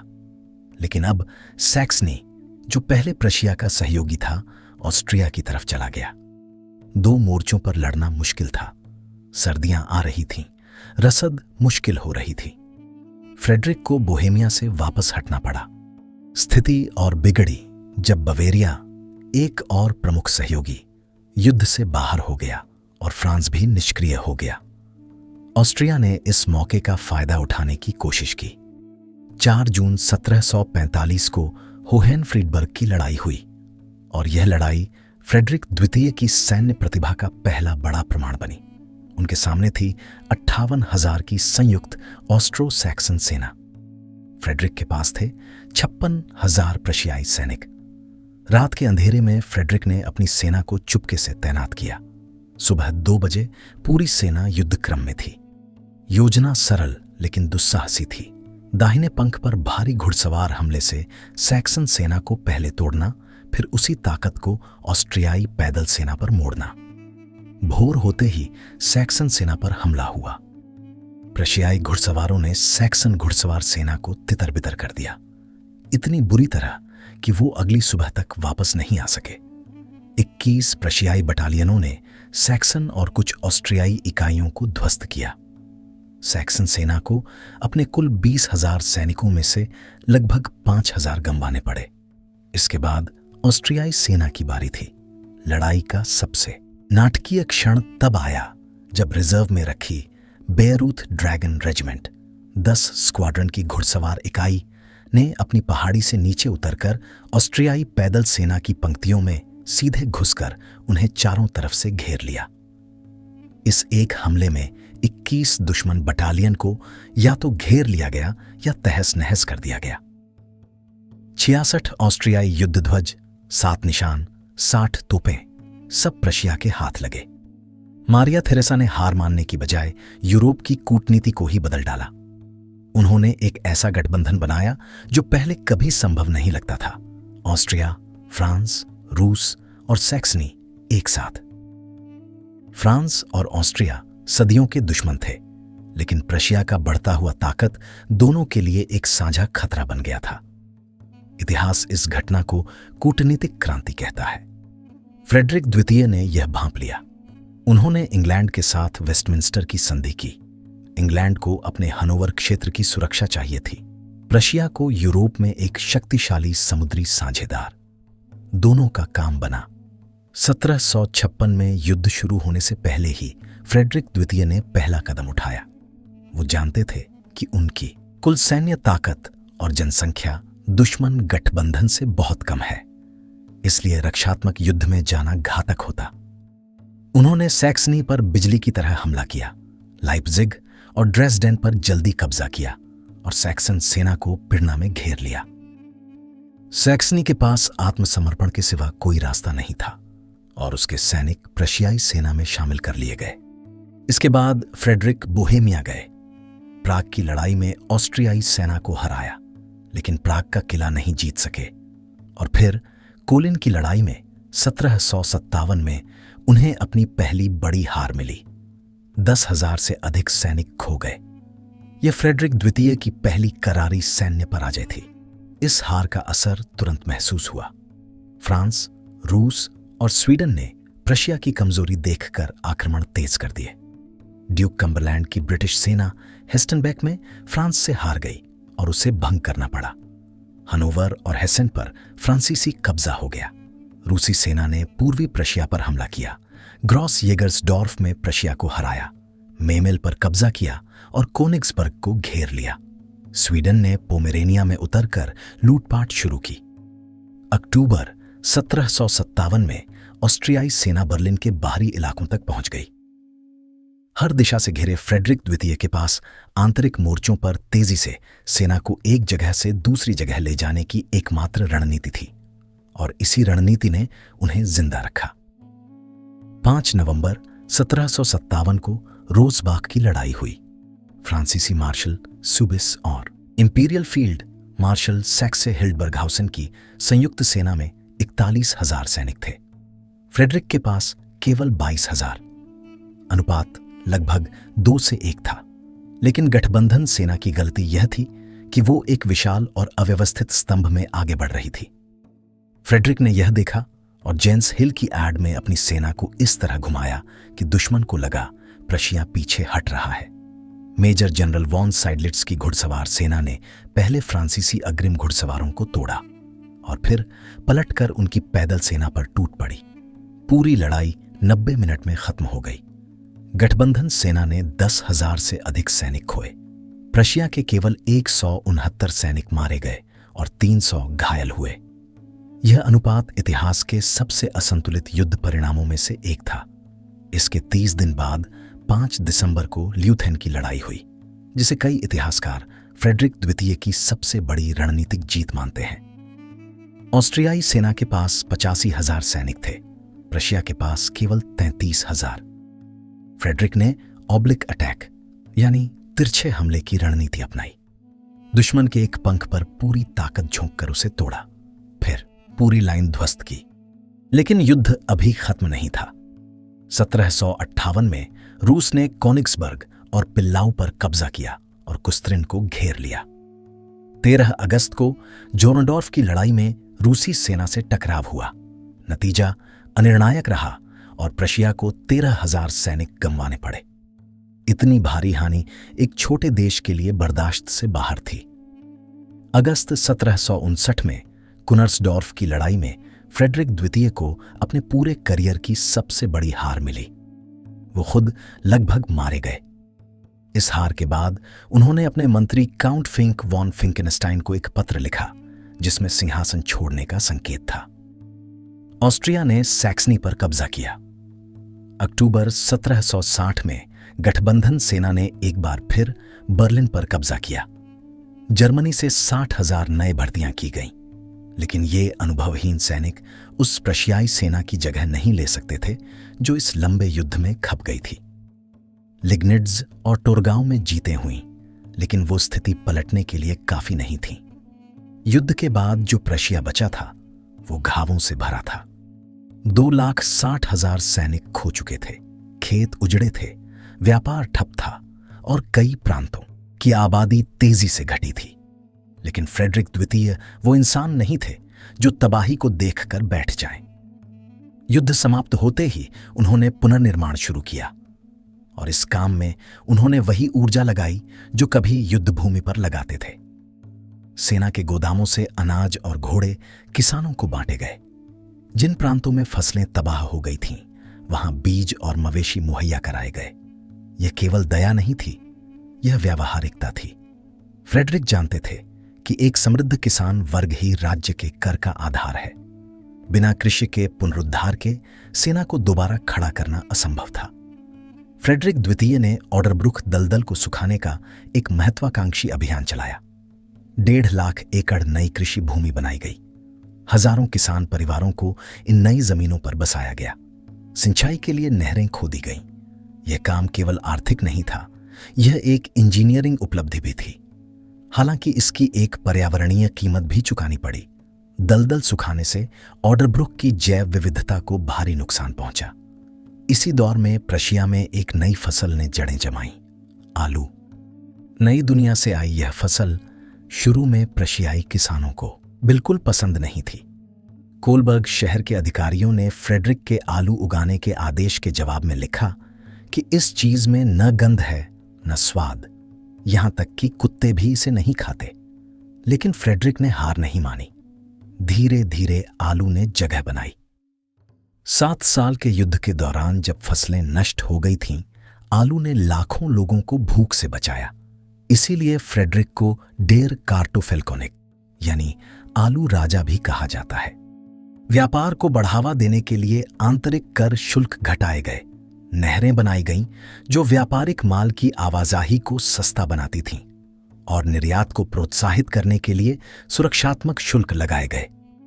इन सब उपायों ने मिलकर प्रशिया की अर्थव्यवस्था को फिर से खड़ा किया, इतना कि एक असमान रूप से बड़ी सेना को वहन करना संभव बना रहा। अपने शासन में फ्रेडरिक द्वितीय ने लगभग 3 लाख प्रवासियों को प्रशिया में बसाया। लगभग 1000 नए गांव बनाए गए, खासकर कम आबादी वाले इलाकों में। यह नीति महान निर्वाचक के समय से चली आ रही धार्मिक सहिष्णुता की परंपरा का विस्तार था। धार्मिक दृष्टि से फ्रेडरिक द्वितीय का प्रशिया उस दौर के हिसाब से असाधारण रूप से उदार था। खुद फ्रेडरिक संभवतः नास्तिक थे। यही कारण था कि वो अलग अलग धर्मों के प्रति व्यक्तिगत रूप से तटस्थ रह सकते थे। अपने लेखन में उन्होंने यहूदियों के प्रति कुछ नकारात्मक विचार व्यक्त किए, लेकिन व्यवहार में यहूदी समुदाय प्रशिया में अपेक्षाकृत शांति से रहे। जब कैथोलिक चर्च ने जेसुइट धार्मिक आदेश को दबाया, तो फ्रेडरिक ने उन्हें अपने यहां शिक्षक के रूप में काम करने दिया, क्योंकि वो शिक्षा में उनकी दक्षता को पहचानते थे। न्यायिक सुधार फ्रेडरिक के शासन का एक महत्वपूर्ण हिस्सा था। उन्होंने न्यायिक व्यवस्था को केंद्रीकृत किया, यातना को प्रतिबंधित किया और संपत्ति के अधिकार को कानूनी मान्यता दी। हालांकि सामंती व्यवस्था की एक बड़ी बुराई सरफडम यानी भूदासता उनके शासन में बनी रही। फ्रेडरिक जानते थे कि झुंकर्स की शक्ति उनकी सिर्फ श्रम पर टिकी है और उन्हें नाराज करना राजनीतिक रूप से घातक होता। इसी न्यायिक सुधार से जुड़ी एक प्रसिद्ध और शायद काल्पनिक कहानी है। सांसूसी महल के पास एक पवन चक्की थी जिसकी आवाज से फ्रेडरिक परेशान रहते थे। उन्होंने मिल मालिक को वो जमीन खरीदने की पेशकश की। मिल मालिक ने मना कर दिया। फ्रेडरिक ने धमकी दी कि वो जमीन बिना मुआवजे के ले लेंगे। मिल मालिक का जवाब था, बर्लिन में सुप्रीम कोर्ट है। यह कहानी सच हो या ना हो, यह उस सार्वजनिक छवि को दर्शाती है जो फ्रेडरिक के न्यायिक सुधारों ने बनाई। बौद्धिक जीवन में पोट्सडाम का सांसूसी महल, जिसका अर्थ फ्रेंच में बेफिक्र होता है, यूरोप के विचारकों का अड्डा बन गया। वोल्टेयर, जो अपने समय के सबसे बड़े यूरोपीय बुद्धिजीवी थे, कुछ समय के लिए यहां रहे। उनका काम था फ्रेडरिक की कविताएं संपादित करना और बौद्धिक चर्चाओं में भाग लेना। लेकिन यह रिश्ता टिकाऊ नहीं रहा। वोल्टेयर ने एक साथी बुद्धिजीवी से फ्रेडरिक की शिकायत की, जिसने राजा को बता दिया। फ्रेडरिक क्रोधित हुए और वोल्टेयर पकड़े जाने से पहले ही प्रशिया से भाग गए। फ्रेडरिक द्वितीय के निधन के बाद प्रशिया की गद्दी पर जो बैठा वो उनका भतीजा फ्रेडरिक विल्हेम द्वितीय था। स्वभाव और शासन कौशल दोनों दृष्टियों से वो अपने महान चाचा का उलटा था। जहां फ्रेडरिक द्वितीय अनुशासित, मितव्ययी और सैन्य मामलों में पारंगत थे, वहीं फ्रेडरिक विल्हेम द्वितीय विलासप्रिय, खर्चीले और सैन्य रणनीति में रुचिहीन थे। उनके शासन की शुरुआत कुछ सकारात्मक संकेतों के साथ हुई। उन्होंने कर व्यवस्था को कुछ नरम किया, कला को संरक्षण दिया और जर्मन भाषा और संस्कृति को फ्रांसीसी प्रभाव के मुकाबले बढ़ावा दिया। लेकिन ये छोटी छोटी उपलब्धियां उस नुकसान की भरपाई नहीं कर सकती थीं जो उनकी विलासिता और अदूरदर्शिता ने किया। फ्रेडरिक विल्हेम द्वितीय ने वो खजाना बड़ी तेजी से खाली किया जो उनके पूर्वजों ने दशकों की कड़ी मेहनत से भरा था, लेकिन इतिहास ने उन्हें सबसे बुरे समय में राजा बनाया। 1789 में फ्रांस में क्रांति शुरू हुई और यह क्रांति केवल फ्रांस का आंतरिक मामला नहीं रही, इसने पूरे यूरोप के राजतंत्रों को हिला दिया। राजा की सत्ता ईश्वर प्रदत्त है, यह विचार अब सीधे चुनौती में था। फ्रांसीसी क्रांतिकारियों ने घोषणा की कि सत्ता का स्रोत जनता है, राजा नहीं। यूरोप के राजघरानों में घबराहट फैल गई। ऑस्ट्रिया और प्रशिया दोनों ने महसूस किया कि अगर इस क्रांति को नहीं रोका गया तो उनके अपने राज्यों में भी ऐसे विचार फैल सकते हैं। दूसरी तरफ फ्रांसीसी क्रांतिकारी भी सतर्क थे। उन्हें डर था कि यूरोप के बड़े राजतंत्र मिलकर उनकी नई व्यवस्था को कुचल देंगे। इस आपसी भय ने युद्ध को अनिवार्य बना दिया। फ्रांस ने पहले ऑस्ट्रिया के विरुद्ध युद्ध की घोषणा की और बेल्जियम पर एक असफल आक्रमण किया। इसके जवाब में प्रशिया और ऑस्ट्रिया ने एक गठबंधन बनाया। गर्मियों में 1792 में कोब्लेंज में 80,000 प्रशियाई और 68,000 ऑस्ट्रियाई सैनिकों की एक विशाल सेना ब्रंसविक के ड्यूक के नेतृत्व में इकट्ठी हुई। इस गठबंधन को फ्रांसीसी क्रांतिकारियों से कोई वास्तविक खतरा नहीं लग रहा था। उनके पास यूरोप की सबसे अनुशासित और अनुभवी सेनाएं थीं और उनके सामने थे कुछ उत्साही लेकिन अप्रशिक्षित क्रांतिकारी। 25 जुलाई 1792 को गठबंधन ने फ्रांस की ओर मार्च शुरू किया। शुरुआत अच्छी रही। फ्रांस के कई महत्वपूर्ण किले जीते गए, लेकिन गति धीमी थी और इसी देरी ने सब बदल दिया। गठबंधन की घोषणा कि वो फ्रांस के बंदी राजा लुई षोडश को वापस सिंहासन पर बैठाएंगे ने पेरिस में तूफान खड़ा कर दिया। क्रांतिकारियों ने राजा को गिरफ्तार किया और उस गिरफ्तारी ने हजारों फ्रांसीसी नागरिकों को अपनी क्रांति बचाने के लिए सेना में शामिल होने पर मजबूर किया। सितंबर 1792 में वाल्मीकि की लड़ाई हुई। यह कोई बड़ी सैन्य जीत नहीं थी, बल्कि एक तोपखाने की झड़प थी। लेकिन इस झड़प में गठबंधन सेना आगे नहीं बढ़ सकी और पीछे हट गई। इस घटना का मनोवैज्ञानिक प्रभाव असाधारण था। फ्रांसीसी सेना का मनोबल आसमान छू गया। एक नई फ्रांसीसी नेशनल असेंबली ने राजतंत्र को भंग करके फ्रांस को गणराज्य घोषित किया। इसके बाद पासा पलट गया। फ्रांसीसी सेनाओं ने बेल्जियम और राइन नदी के किनारे के कई जर्मन शहरों पर कब्जा किया। उत्साहित होकर 19 नवंबर 1792 को फ्रांसीसी क्रांतिकारी असेंबली ने एक आदेश जारी किया। वो हर जगह क्रांति के विचारों को फैलाने में मदद करेंगे। यह घोषणा यूरोप के राजतंत्रों के लिए एक खुली चुनौती थी। फ्रेडरिक विल्हेम द्वितीय की स्थिति अब बेहद नाजुक थी। युद्ध में हार हो रही थी, बीमारियां सेना को तोड़ रही थीं और सबसे चिंताजनक बात, फ्रांसीसी क्रांतिकारी विचारों का प्रशियाई सेना के भीतर भी असर दिखने लगा था। 21 जनवरी 1793 को राजा लुई षोडश को गिलोटिन पर चढ़ाया गया। इस घटना ने गठबंधन की किसी भी वार्ता की संभावना को समाप्त कर दिया। 5 अप्रैल 1795 को प्रशिया और फ्रांस के बीच बासेल की संधि पर हस्ताक्षर हुए। राइन नदी को फ्रांसीसी और जर्मन लोगों के बीच की प्राकृतिक सीमा मान लिया गया। प्रशिया ने युद्ध से हाथ खींच लिया, बिना कुछ खोए लेकिन बिना कुछ पाए भी। इसी दौरान पूर्व में एक और नाटक चल रहा था। पोलैंड, जो पहले के विभाजन से पहले ही कमजोर हो चुका था, ने 3 मई 1791 को एक नया संविधान अपनाया। यह संविधान एक संवैधानिक राजतंत्र स्थापित करना चाहता था और पोलैंड को आधुनिक बनाने की कोशिश थी। लेकिन रूस, प्रशिया और ऑस्ट्रिया तीनों ने मिलकर यह तय किया था कि एक मजबूत पोलैंड उनके हितों के खिलाफ है। वो पोलैंड को हमेशा कमजोर और उनके प्रभाव में रखना चाहते थे। जब रूस और पोलैंड के बीच युद्ध छिड़ा तो पोलिश देशभक्तों ने बहादुरी से लड़ा, लेकिन रूस जीता। 23 जनवरी 1793 को प्रशिया और रूस ने पोलैंड के दूसरे विभाजन पर सहमति जताई। प्रशिया को 58,000 वर्ग किलोमीटर का इलाका मिला, जिसमें डेंजिग, थॉर्न, पोज्नान और बाइडगोस्क शामिल थे। फ्रेडरिक विल्हेम तृतीय अच्छे इरादों वाले राजा थे। यह बात उनके समकालीन भी मानते थे। वो अपनी प्रजा का भला चाहते थे, सुधार करना चाहते थे और प्रशिया को आधुनिक बनाना चाहते थे।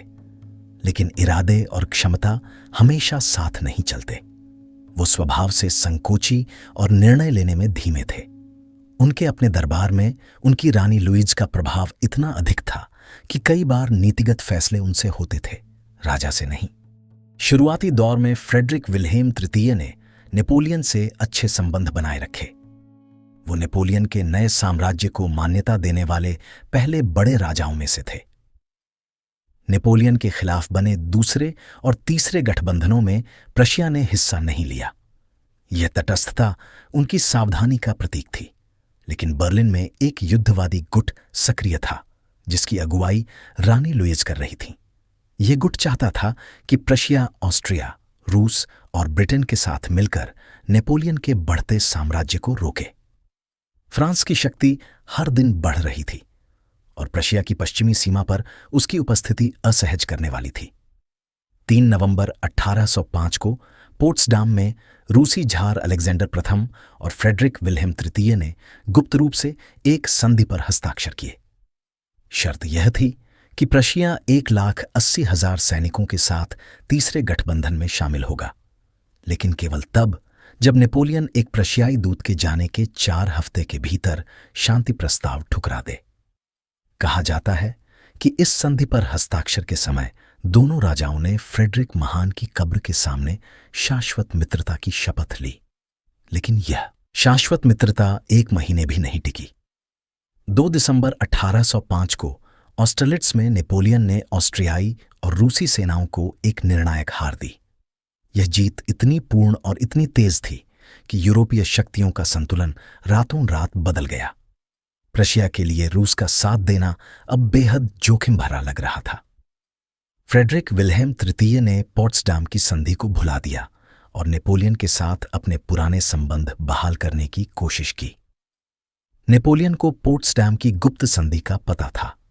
इसके बावजूद उसने उदारता दिखाते हुए प्रशिया को दोबारा सहयोगी मान लिया। बदले में प्रशिया को ब्रिटेन के खिलाफ उसका साथ देना था। 15 दिसंबर 1805 को शोनब्रून की संधि हुई, जिसमें अंसबाख, क्लीवे और बर्ग फ्रांस और बवेरिया को मिले, लेकिन प्रशिया को हनोवर का प्रलोभन दिया गया। प्रशिया ने ब्रिटिश जहाज़ों पर अपने बंदरगाह बंद कर दिए, लेकिन बर्लिन में युद्धवादी गुट शांत नहीं हुआ। रानी लुईज और उनके सहयोगी लगातार राजा को नेपोलियन के खिलाफ धकेल रहे थे।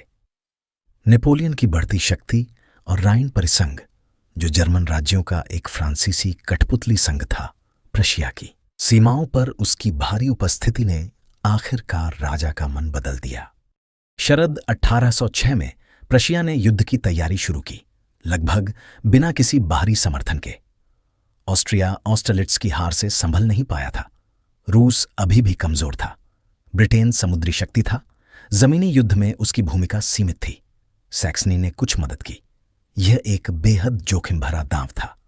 14 अक्टूबर 1806 की सुबह जेना का युद्ध क्षेत्र घने कोहरे में डूबा था। नेपोलियन की ग्रैंड आर्मी पहले से वहां मौजूद थी।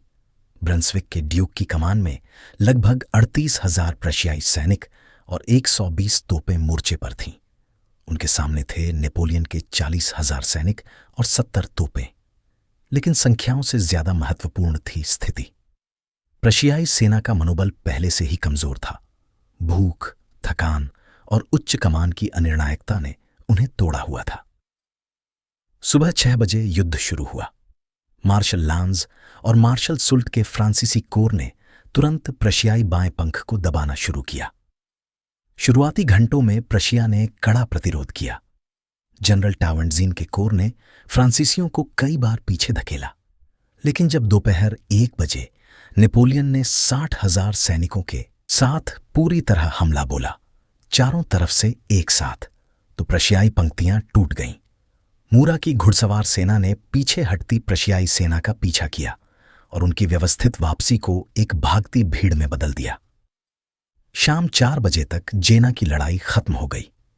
प्रशिया के 27,000 सैनिक मारे गए, घायल हुए या पकड़े गए। फ्रांस को 12 से 13,000 का नुकसान हुआ। लेकिन उसी दिन उत्तर में और भी विनाशकारी कुछ हो रहा था। ओनेयरस्टेड में मार्शल दावू के केवल 26,000 सैनिकों ने ब्रंसविक के ड्यूक की 60,000 की मुख्य प्रशियाई सेना को हरा दिया। दावू की यह जीत सैन्य इतिहास में असाधारण मानी जाती है, लगभग 2 से 1 के अनुपात में दुश्मन को हराना। इस दोहरी तबाही में प्रशिया ने 28,000 सैनिक मारे घायल और 25,000 युद्धबंदी खोए, साथ में 200 तोपें।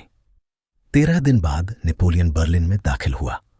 फ्रेडरिक महान की कब्र के सामने रुककर उसने कथित तौर पर कहा, अगर वो जीवित होते तो हम यहां नहीं होते। फ्रेडरिक विल्हेम तृतीय रूस भाग गए। रूसी झार अलेक्जेंडर प्रथम ने भी नेपोलियन से लड़ाई जारी रखी, लेकिन चौथा गठबंधन भी टिक नहीं सका। 9 जुलाई 1807 को तिलसित की संधि पर हस्ताक्षर हुए। तिलसित की संधि पर हस्ताक्षर होने के अगले दिन से ही फ्रेडरिक विल्हेम तृतीय ने खुद को पराजय में डुबोने की बजाय एक अलग रास्ता चुना। उन्होंने यह स्वीकार किया कि पुरानी प्रशिया जिस तरह चल रही थी वो गलत था, और इस स्वीकृति से एक ऐसे सुधार की शुरुआत हुई जो प्रशिया को जड़ों से बदल देने वाली थी। पहला और सबसे महत्वपूर्ण कदम था सामंतवाद की जड़ें उखाड़ना। अक्टूबर 1807 में मुक्ति का आदेश, एडिक्ट ऑफ एमेंसिपेशन, जारी हुआ। इस आदेश के तहत किसानों और शहरी लोगों को जमीन खरीदने और रखने का अधिकार मिला। कुलीन वर्ग को व्यापार और उद्योग में भाग लेने की अनुमति मिली, बिना अपना दर्जा खोए। शहरों को अपने नगर पार्षद चुनने का अधिकार मिला।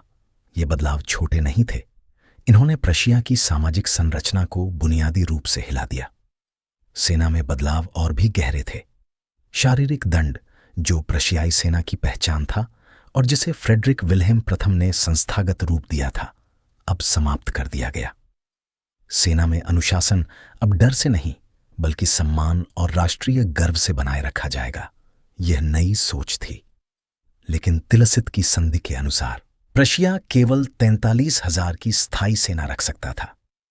फ्रेडरिक विल्हेम तृतीय ने इस बंधन का एक चतुर हल निकाला। उन्होंने पूरे राज्य में सैनिकों को कड़ी ट्रेनिंग दी और फिर उन्हें घर भेज दिया।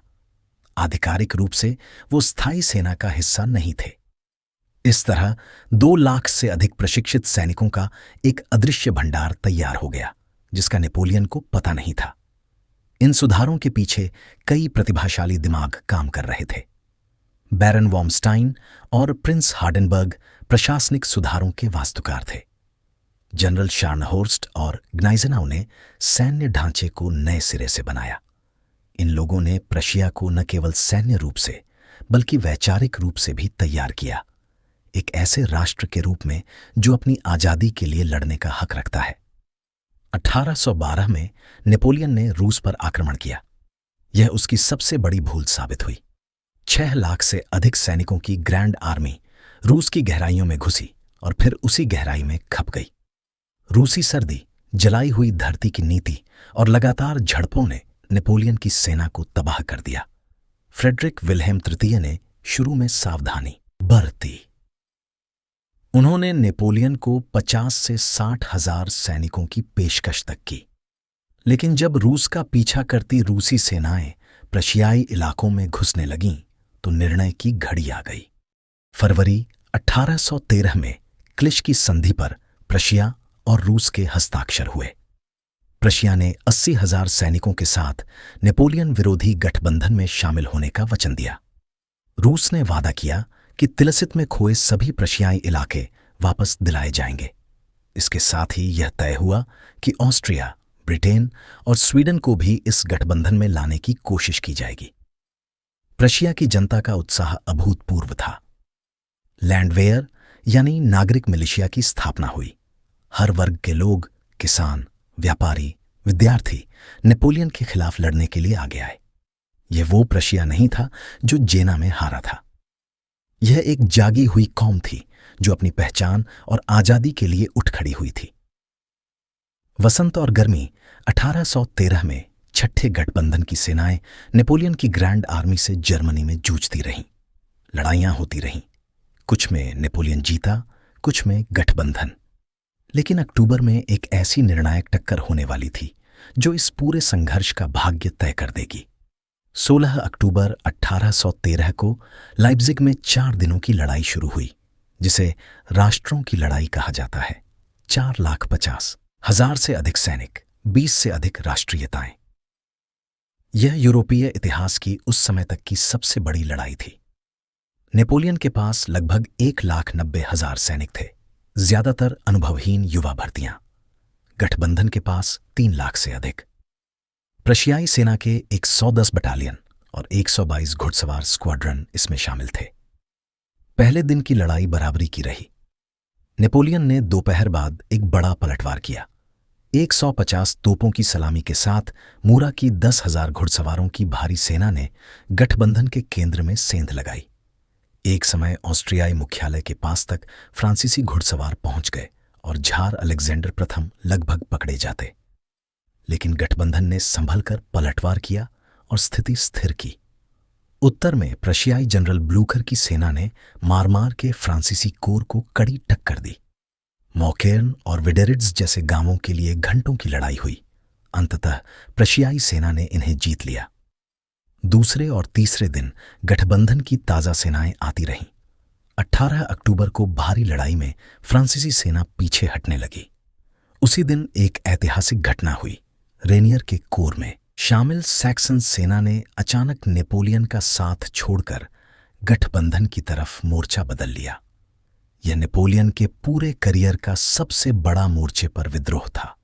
लाइप्जिग की जीत के बाद यूरोप ने एक सामूहिक राहत की सांस ली, लेकिन युद्ध अभी पूरी तरह खत्म नहीं हुआ था। नेपोलियन एल्बा से वापस आया मार्च 1815 में, और फ्रांस ने उसे फिर से अपना सम्राट मान लिया। यूरोप के राजतंत्रों के लिए यह एक और चुनौती थी जिसका जवाब देना जरूरी था। वियना की कांग्रेस, जो यूरोप का नया नक्शा तय करने के लिए बैठी थी, ने नेपोलियन की वापसी की खबर पाते ही 7वां गठबंधन बनाया। प्रशिया, ब्रिटेन, ऑस्ट्रिया और रूस एक बार फिर साथ आए। 18 जून 1815 को वाटरलू की लड़ाई हुई और इस लड़ाई में प्रशिया की भूमिका निर्णायक साबित हुई।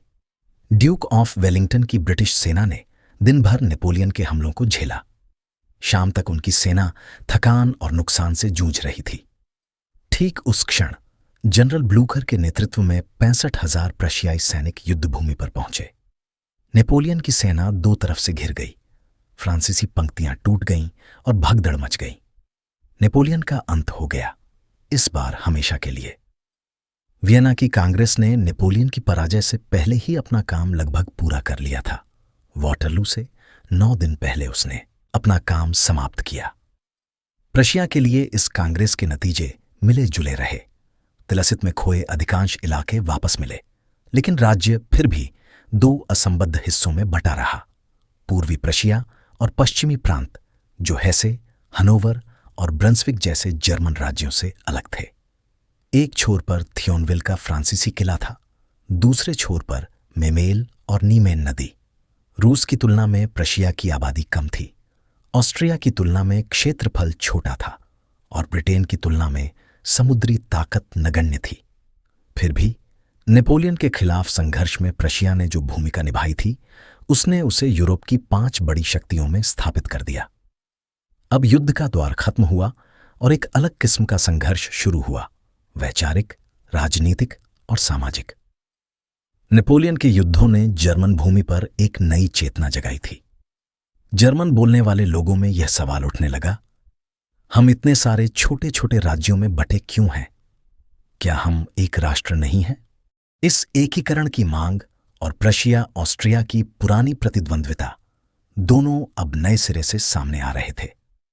फ्रेडरिक विल्हेम तृतीय ने युद्ध से पहले अपनी प्रजा से संविधान देने का वादा किया था, लेकिन जब युद्ध जीत लिया तो वो अपने पुराने निरंकुश स्वभाव पर लौट आए। संविधान नहीं आया, जो उदार वादे किए गए थे वो हवा में घुल गए। 1823 में एक महत्वपूर्ण आर्थिक घटना हुई जो आगे चलकर जर्मनी के एकीकरण की आधारशिला बनी। प्रशिया के नेतृत्व में जर्मन कस्टम यूनियन जॉल्वेरेन की स्थापना हुई। दर्जनों जर्मन राज्य एक आर्थिक संघ में बंधे।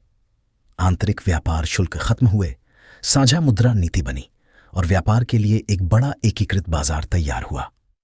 इसका महत्व केवल आर्थिक नहीं था। जॉल्वेरेन ने यह साबित किया कि जर्मन राज्य एक साथ काम कर सकते हैं, और इस एकता में नेतृत्व प्रशिया का था, ऑस्ट्रिया का नहीं। ऑस्ट्रिया इस आर्थिक संघ का हिस्सा नहीं था। यह एक सूक्ष्म लेकिन गहरा भू राजनीतिक बदलाव था। 1840 में फ्रेडरिक विल्हेम तृतीय की मृत्यु के बाद उनके बेटे फ्रेडरिक विल्हेम चतुर्थ ने गद्दी संभाली। वो एक रोमांटिक स्वभाव के राजा थे, कला और वास्तुकला में रुचि रखते थे, पुराने मध्यकालीन जर्मन साम्राज्य के गौरव का सपना देखते थे। लेकिन उनके शासन में उदारवाद और लोकतंत्र की मांग और भी तेज हो गई। 1846 और 47 में आए आलू के अकाल ने, जिसने आयरलैंड को भी तबाह किया था, प्रशिया की अर्थव्यवस्था को झकझोर दिया। भूखे और नाराज लोगों ने उदारवादी नेताओं की आवाज को और बुलंद किया। 3 फरवरी 1847 को फ्रेडरिक विल्हेम चतुर्थ ने प्रेस सेंसरशिप में डील दी और प्रशियाई एस्टेट्स की एक आम सभा बुलाने पर सहमति जताई। लेकिन 11 अप्रैल 1847 को बर्लिन में बुलाई गई यूनाइटेड डाइट के उद्घाटन भाषण में फ्रेडरिक विल्हेम चतुर्थ ने अपना असली रंग दिखाया। उन्होंने खुलकर कहा कि कोई भी ताकत उन्हें एक लिखित संविधान मानने पर मजबूर नहीं कर सकती। राजा और प्रजा के बीच का रिश्ता ईश्वर ने तय किया है, कोई कागज का टुकड़ा उसे नहीं बदल सकता। यह घोषणा उस दौर में बेहद उकसाने वाली थी जब पूरे यूरोप में क्रांतिकारी विचार फैल रहे थे। फ्रांस और ऑस्ट्रिया में क्रांतियों की खबरें बर्लिन पहुंची तो प्रशिया में भी तनाव उबलने लगा। मार्च 1848 में बर्लिन की सड़कों पर खून बहा। राजा ने एक रात में करवट बदली और अगले दिन प्रेस की पूर्ण स्वतंत्रता और संविधान का ऐलान कर दिया। 18 मार्च को बर्लिन के पैलेस स्क्वायर में भीड़ जमा हुई। राजा का संदेश पढ़ा गया, लेकिन जब भीड़ ने महल के चारों ओर तैनात सैनिकों को देखा तो बेचैनी फैली। यह कैसे शुरू हुआ यह स्पष्ट नहीं है, लेकिन गोलियां चलीं और बर्लिन एक युद्ध भूमि बन गया। 2 दिन तक लड़ाई चली। 300 से 800 नागरिक मारे गए। सेना के 100 जवान हताहत हुए। इस नरसंहार की खबर पूरे प्रशिया में फैली और विरोध भड़क उठा। राजा ने प्रिय बर्लिन वासियों को एक संदेश लिखा, शांति की अपील, बैरिकेड हटाने का आग्रह और इसके बदले सेना की वापसी का वादा। यह काम आया। एक उदारवादी गॉटफ्रीड लुडोल्फ कैम्पहाउसेन को नया मंत्री प्रधान बनाया गया। सेना बर्लिन से बाहर हुई। मई 1848 में प्रशियाई नेशनल असेंबली के चुनाव हुए। 31% सरकारी कर्मचारी, 30% विभिन्न व्यवसायों के लोग, 11% किसान और 5% कारीगर और मजदूर। यह एक उल्लेखनीय सामाजिक विविधता थी, लेकिन असेंबली और राजा के बीच टकराव बढ़ता रहा। जब असेंबली ने राजा की उपाधि से ईश्वर की कृपा से हटाने का प्रस्ताव पास किया तो फ्रेडरिक विल्हेम चतुर्थ क्रोध से उबल पड़े। यह उन्हें यह बताना था कि राजा ईश्वर के आदेश से नहीं, जनता की इच्छा से राज्य करता है, जो उनके लिए सर्वथा अस्वीकार्य था। अक्टूबर 1848 में श्वाइडनिट्स में सेना और नागरिकों के बीच झड़प में 14 लोग मारे गए। इसके जवाब में असेंबली के एक सदस्य जूलियस स्टाइन ने प्रस्ताव रखा कि सेना के अधिकारी और सैनिक संवैधानिक मूल्यों का पालन करें। यह राजा को बिल्कुल स्वीकार्य नहीं था। 1848 की क्रांति की राख में एक सवाल दबा रह गया जो बुझा नहीं था। जर्मनी का एकीकरण कब और कैसे होगा? फ्रैंकफर्ट संसद ने मार्च 1849 में फ्रेडरिक विल्हेम चतुर्थ को जर्मनी का सम्राट बनने का प्रस्ताव दिया। यह प्रस्ताव जनता के चुने हुए प्रतिनिधियों की तरफ से आया था और यही इसकी सबसे बड़ी कमजोरी थी। फ्रेडरिक विल्हेम चतुर्थ ने इनकार कर दिया। उनके शब्दों में, वो लोहे और मिट्टी के बने ताज को स्वीकार नहीं करेंगे जो क्रांति की गंदगी से सना हो। अगर जर्मन राजकुमार उन्हें यह ताज देते तो शायद वो सोचते, लेकिन जनता के प्रतिनिधियों से नहीं। इस इनकार ने एकीकरण के उदारवादी रास्ते को बंद कर दिया। अब यह साफ हो गया कि जर्मनी का एकीकरण संसद और भाषणों से नहीं होगा, यह किसी और तरीके से होगा। इसी दौर में जॉल्वेरेन, जो 1823 से धीरे धीरे फैल रहा था, अपनी पूरी क्षमता में आ गया। 1833 तक दर्जनों जर्मन राज्य इस आर्थिक संघ का हिस्सा बन चुके थे। प्रशिया के नेतृत्व में चलने वाले इस संघ ने आर्थिक एकता के जरिए जो बात हासिल की, वो राजनीतिक बातचीत से नहीं हो सकती थी। एक साझा जर्मन पहचान का उदय। व्यापारी, उद्योगपति और किसान जिन राज्यों में रहते थे, उनकी सीमाएं तो अलग थीं, लेकिन उनका बाजार एक था। और जब बाजार एक हो तो धीरे धीरे हित भी एक होने लगते हैं। 1861 में फ्रेडरिक विल्हेम चतुर्थ की मृत्यु के बाद उनके भाई विल्हेम प्रथम ने गद्दी संभाली। विल्हेम प्रथम एक कठोर और अनुशासित व्यक्ति थे। 1848 की क्रांति के दमन में उनकी भूमिका इतनी सख्त थी कि उन्हें कार्टेडजेन प्रिंस यानी छर्रे का राजकुमार कहा जाने लगा था। वो राजशाही की दैवीय सत्ता में पूर्ण विश्वास रखते थे। सत्ता संभालते ही उनका संसद से टकराव शुरू हो गया। सेना के विस्तार और बजट को लेकर राजा और संसद के बीच गहरा गतिरोध था। इस गतिरोध को सुलझाने के लिए एक ऐसे इंसान की जरूरत थी जो संसद से डरे नहीं, राजा का विश्वास रखे और जर्मनी की राजनीति को अपनी उंगलियों पर नचाने की क्षमता हो। ऑटो वॉन बिस्मार्क, एक प्रशियाई झुंकर परिवार का बेटा, उस समय प्रशियाई राजनीति में जाना पहचाना नाम था। 1847 में वो प्रशियाई डाइट के लिए चुने गए थे, जहां उनके आग उगलते राजशाहीवादी भाषणों ने उदारवादियों और मध्यमार्गियों दोनों को नाराज किया।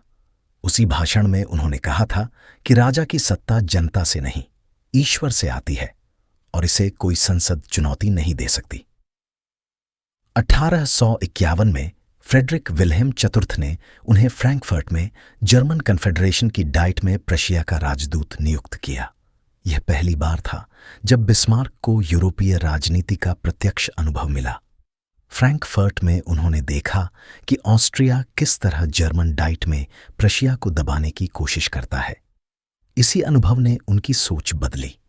जो बिस्मार्क कभी जर्मनी के एकीकरण का विरोधी था, वो अब धीरे धीरे इस निष्कर्ष पर पहुंच रहा था कि एकीकरण अनिवार्य है, लेकिन यह एकीकरण प्रशिया के नेतृत्व में होना चाहिए, उदारवादी संसद के नेतृत्व में नहीं, और ऑस्ट्रिया को इस प्रक्रिया से बाहर करना होगा। 1859 में उन्हें रूस में और 1862 में फ्रांस में राजदूत नियुक्त किया गया। इन वर्षों में उन्होंने यूरोपीय शक्तियों की कमजोरियों और ताकतों को करीब से समझा। 1862 में विल्हेम प्रथम ने बिस्मार्क को प्रशिया का मंत्री प्रधान बनाया। यह नियुक्ति इसलिए हुई क्योंकि राजा और संसद के बीच सेना के बजट पर गतिरोध इतना गहरा हो गया था कि विल्हेम प्रथम त्याग पत्र देने तक के बारे में सोच रहे थे। बिस्मार्क ने कहा, वो इस संकट को संभाल लेंगे। संसद से बातचीत में बिस्मार्क का रवैया सीधा था। उन्होंने एक भाषण में कहा, जो इतिहास में दर्ज हो गया, आज के महत्वपूर्ण प्रश्न भाषणों और बहुमत के फैसलों से नहीं सुलझेंगे। यह गलती 1848 और 49 में हुई थी, बल्कि लोहे और खून से सुलझेंगे। यह केवल एक नारा नहीं था, यह एक कार्यक्रम था। बिस्मार्क ने संसद की मंजूरी के बिना सेना के बजट को लागू किया। जब संसद ने विरोध किया तो उन्होंने तर्क दिया कि संविधान में ऐसी स्थिति के लिए कोई स्पष्ट व्यवस्था नहीं है, इसलिए सरकार अपने विवेक से काम करेगी। यह लोकतांत्रिक मानकों पर विवादास्पद था, लेकिन बिस्मार्क को लोकतांत्रिक मानकों की ज्यादा परवाह नहीं थी। उन्हें परवाह थी प्रशिया की ताकत की और उस ताकत को इस्तेमाल करने के अवसर की। बिस्मार्क की रणनीति में पहला कदम डेनमार्क था और इसके लिए एक बेहद चतुर बहाना चुना गया। श्लेस्विग और होल्स्टाइन, दो जर्मन डचियां जो डेनमार्क के अधीन थीं, में उत्तराधिकार का विवाद खड़ा हुआ। चूंकि श्लेस्विग जर्मन कन्फेडरेशन का हिस्सा था, इसलिए प्रशिया और ऑस्ट्रिया दोनों को हस्तक्षेप का वैध कारण मिल गया। 1864 में प्रशिया और ऑस्ट्रिया की संयुक्त सेना ने डेनमार्क पर हमला किया।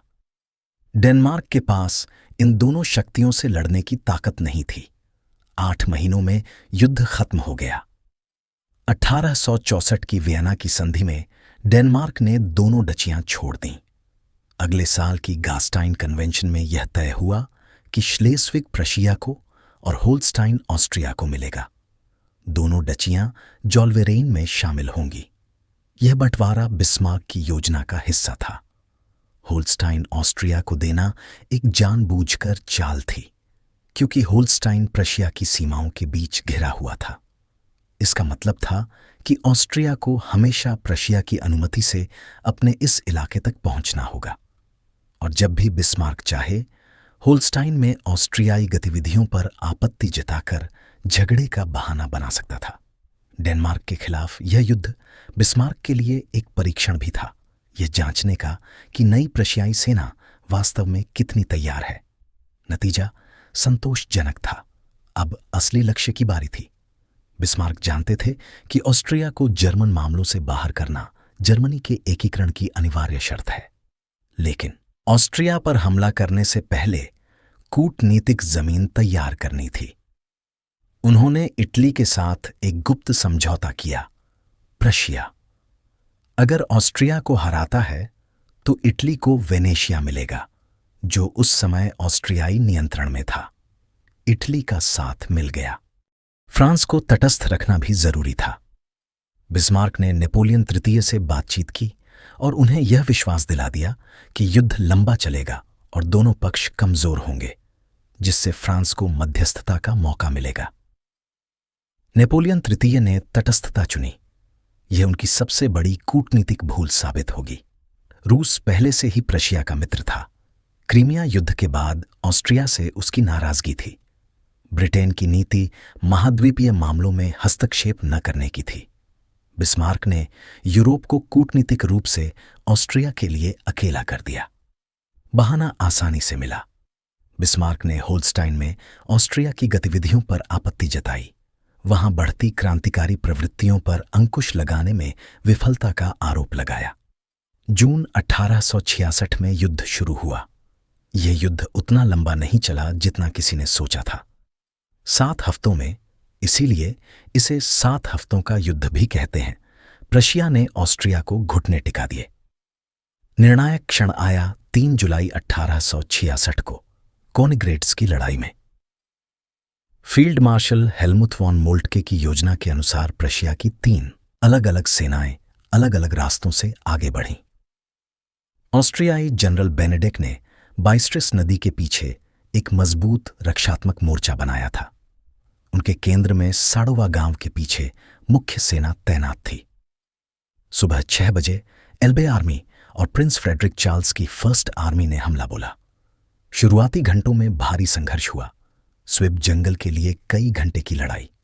ऑस्ट्रियाई तोपखाना बेहद प्रभावी था और प्रशियाई हमलावरों को भारी नुकसान हो रहा था। दोपहर तक स्थिति चिंताजनक लग रही थी। विल्हेम प्रथम ने मोल्टके से पूछा कि क्या पीछे हटने की योजना है।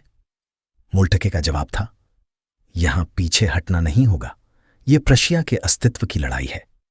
ठीक उसी समय क्राउन प्रिंस फ्रेडरिक विल्हेम की 2nd आर्मी युद्ध भूमि पर पहुंची। यह वो पल था जिसका मोल्टके को इंतजार था।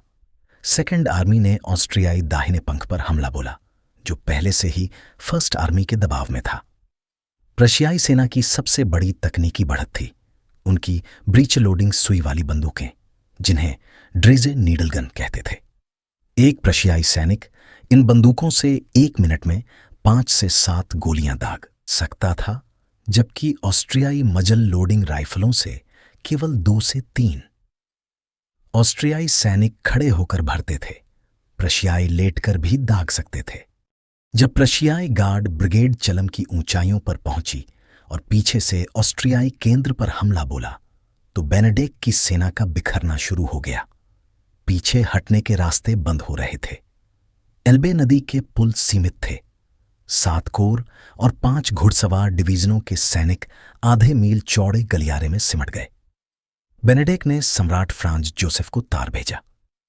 जो तबाही मैंने 2 दिन पहले चेतावनी दी थी, वो आज हो गई। ऑस्ट्रिया को 24,000 मारे घायल और 20,000 युद्धबंदी का नुकसान हुआ, कुल 44,000। प्रशिया को केवल 9,000 हताहत हुए। 22 जुलाई को सम्राट फ्रांज जोसेफ ने विल्हेम प्रथम के सामने समर्पण किया। अब बिस्मार्क ने एक असाधारण कदम उठाया। विल्हेम प्रथम और प्रशियाई सेना के कमांडर वियना तक मार्च करके पूर्ण विजय का जश्न मनाना चाहते थे। बिस्मार्क ने यह नहीं होने दिया। उन्होंने राजा को समझाया, ऑस्ट्रिया को अपमानित करने का कोई लाभ नहीं, हमें उसे कमजोर करना है, नष्ट नहीं। भविष्य में ऑस्ट्रिया एक उपयोगी सहयोगी बन सकता है और ऑस्ट्रिया को पूरी तरह तोड़ने से फ्रांस और रूस को हस्तक्षेप का बहाना मिल सकता है। 23 अगस्त 1866 को प्राग की संधि हुई। शर्तें अपेक्षाकृत उदार थीं। ऑस्ट्रिया ने होल्स्टाइन प्रशिया को दिया। सबसे महत्वपूर्ण, ऑस्ट्रिया ने स्वीकार किया कि वो आगे से जर्मन मामलों में हस्तक्षेप नहीं करेगा। जर्मन कन्फेडरेशन भंग हो गया। उसकी जगह नॉर्थ जर्मन कन्फेडरेशन बनी, प्रशिया के नेतृत्व में। बिस्मार्क को अवसर उस जगह से मिला जहां से किसी ने उम्मीद नहीं की थी, स्पेन। स्पेन की गद्दी खाली थी और प्रशिया ने अपने होहेंजोलर्न परिवार के लियोपोल्ड को वहां का राजा बनाने का प्रस्ताव रखा। फ्रांस इस विचार से बौखला गया। एक तरफ प्रशिया, दूसरी तरफ स्पेन में प्रशिया समर्थक राजा। यह फ्रांस के लिए एक घेराव जैसी स्थिति होती। फ्रांसीसी जनता और संसद में युद्धवादी आवाजें बुलंद हुईं। नेपोलियन तृतीय ने विल्हेम प्रथम के पास एक राजदूत भेजा और मांग की कि होहेंजोलर्न परिवार स्पेनिश सिंहासन का दावा हमेशा के लिए छोड़े। विल्हेम प्रथम ने इनकार किया, लेकिन नरमी से। इस मुलाकात का एक तार बिस्मार्क को भेजा गया। बिस्मार्क ने उस तार को इस तरह संपादित करके प्रकाशित किया कि ऐसा लगे फ्रांसीसी राजदूत ने विल्हेम प्रथम का अपमान किया और राजा ने उसे कड़े शब्दों में वापस भेज दिया। यह एम्स डिस्पैच, जैसा इतिहास में जाना जाता है, फ्रांस और प्रशिया दोनों में आग की तरह फैला। 19 जुलाई 1870 को फ्रांस ने युद्ध की घोषणा की, ठीक वैसे जैसा बिस्मार्क चाहता था। फ्रांस ने पहल की थी, इसलिए नैतिक दृष्टि से प्रशिया पर आक्रामक होने का ठप्पा नहीं लग सकता था। दक्षिणी जर्मन राज्य बवेरिया, वुर्टेम्बर्ग और बाडेन अपने फ्रांस विरोधी रक्षा संधियों के तहत प्रशिया के साथ आ गए। जर्मन राष्ट्रीय भावना एक बार फिर जाग उठी। युद्ध की शुरुआत फ्रांसीसी आक्रमण से हुई, सारब्रुकेन पर। लेकिन प्रशियाई और जर्मन सेनाएं बेहतर संगठित, बेहतर सशस्त्र और बेहतर नेतृत्व में थीं। विसेम्बर्ग और स्पिशरेन में फ्रांसीसी हार हुई, वॉर्थ और ग्रेवलोट में और पराजय। फ्रांसीसी सेना पीछे हटते हुए मेट्स में घिर गई। नेपोलियन तृतीय खुद सेना लेकर मेट्स की घिरी सेना की मदद को चला। 31 अगस्त 1870 की शाम फ्रांसीसी मार्शल मैकमहन की 1,20,000 की सेना सेडान के आसपास तैनात थी। मोल्टके ने पहले ही समझ लिया था कि फ्रांसीसी पीछे हटने की कोशिश करेंगे। 1 सितंबर की सुबह बावेरियाई सेना ने बेजेल पर हमला बोला। घंटों की खूनी लड़ाई हुई। सैक्सन और प्रशियाई सेनाएं उत्तर से बंद होती गईं। दोपहर तक सेडान पूरी तरह घिर चुका था। प्रशियाई तोपखाने ने किले के भीतर गोले बरसाए। शाम को नेपोलियन तृतीय ने सफेद झंडा उठाने का आदेश दिया। रात भर बातचीत चली। मोल्टके और बिस्मार्क प्रशिया की तरफ से, जनरल विम्फेन फ्रांस की तरफ से। फ्रांसीसी जनरल ने सम्मानजनक समर्पण मांगा। बिस्मार्क और मोल्टके ने पूर्ण और बिना शर्त समर्पण के अलावा कुछ नहीं माना। 2 सितंबर को जनरल विम्फेन ने समर्पण के दस्तावेज पर हस्ताक्षर किए।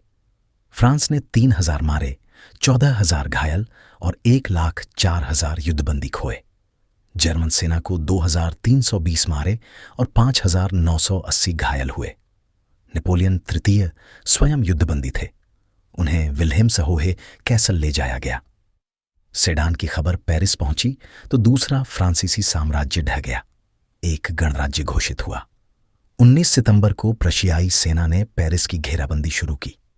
जनवरी 1871 में फ्रांसीसी सरकार ने युद्ध विराम स्वीकार किया, लेकिन इससे पहले ही एक ऐतिहासिक क्षण आ चुका था।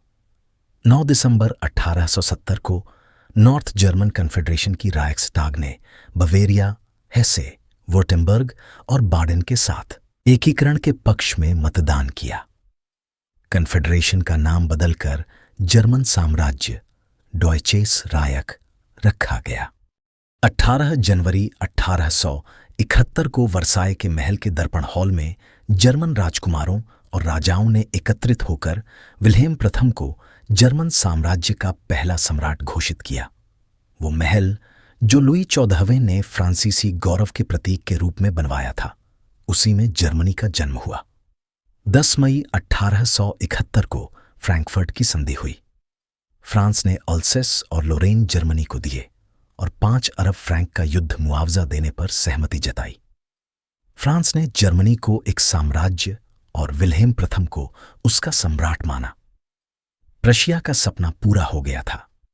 एक छोटी सी धर्मयोद्धा रियासत से शुरू हुई यह यात्रा अब यूरोप के सबसे शक्तिशाली साम्राज्य के केंद्र तक पहुंच गई थी।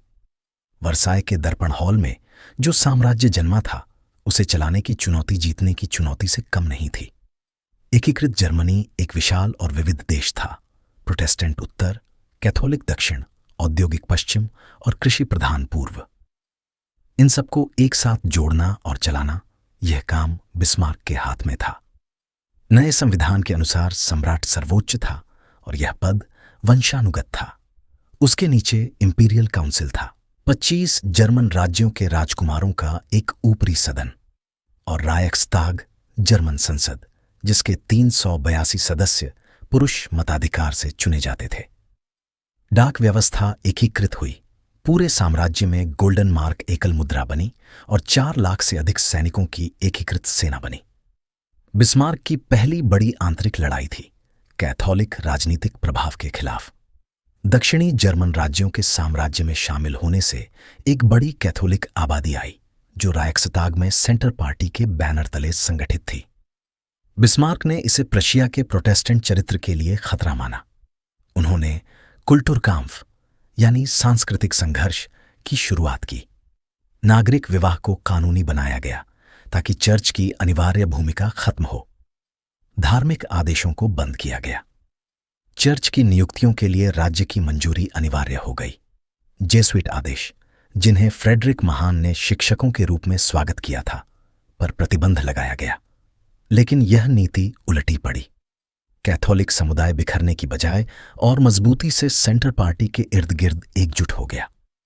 जो सीटें सेंटर पार्टी को मिलती थीं, वो घटने की जगह बढ़ने लगीं। 1880 के दशक के अंत तक बिस्मार्क ने चुपचाप कुल्टुरकाम्फ की अधिकांश नीतियों को वापस लिया। इस असफलता से सीखते हुए बिस्मार्क ने अगला मोर्चा खोला, इस बार समाजवादियों के खिलाफ।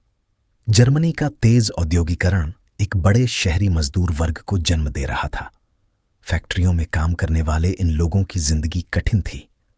लंबे घंटे, कम मजदूरी, कोई सुरक्षा नहीं। समाजवादी विचार इस वर्ग में तेजी से फैल रहे थे और German social democratic party SPD का प्रभाव बढ़ रहा था। 1878 में बिस्मार्क ने एंटी सोशलिस्ट कानून लागू किए। SPD को छोड़कर समाजवादी संगठनों पर प्रतिबंध लगाया गया। समाजवादी बैठकें, प्रकाशन और प्रचार सब पर रोक थी। लेकिन यहां बिस्मार्क ने एक असाधारण चाल चली, जो उन्हें इतिहास में एक अलग पहचान देती है। उन्होंने समझा कि केवल दमन से समाजवाद नहीं रुकेगा, मजदूरों को कुछ देना होगा ताकि वो क्रांति की बजाय व्यवस्था में भरोसा रखें। 1883 में जर्मनी में स्वास्थ्य बीमा व्यवस्था लागू हुई। बीमार पड़ने पर मजदूर को उसकी मजदूरी का एक हिस्सा मिलता रहेगा और इलाज का खर्च उठाया जाएगा। 1884 में दुर्घटना बीमा आया, काम के दौरान चोट लगने पर मुआवजे की व्यवस्था, और 1889 में पेंशन व्यवस्था, 70 साल की उम्र के बाद नियमित भुगतान। यह दुनिया का पहला आधुनिक कल्याणकारी ढांचा था। बिस्मार्क का तर्क स्पष्ट था, जिस मजदूर को राज्य बुढ़ापे में और बीमारी में सहारा देता है, वो राज्य के खिलाफ नहीं उठेगा। यह एक रूढ़िवादी नेता का सबसे प्रगतिशील कदम था और यह विरोधाभास ही बिस्मार्क की असली पहचान है। लेकिन एंटी सोशलिस्ट अभियान भी अंततः विफल रहा। 1890 के चुनावों में SPD को सबसे अधिक वोट मिले, दूसरे और तीसरे स्थान के दलों से भी ज्यादा मिलाकर। विदेश नीति में बिस्मार्क ने एक सावधान और संतुलित रुख अपनाया। उनका मानना था कि जर्मनी की सुरक्षा के लिए यूरोप में मौजूदा शक्ति संतुलन बनाए रखना जरूरी है। जर्मनी को और अधिक विस्तार की नहीं, स्थिरता की जरूरत है।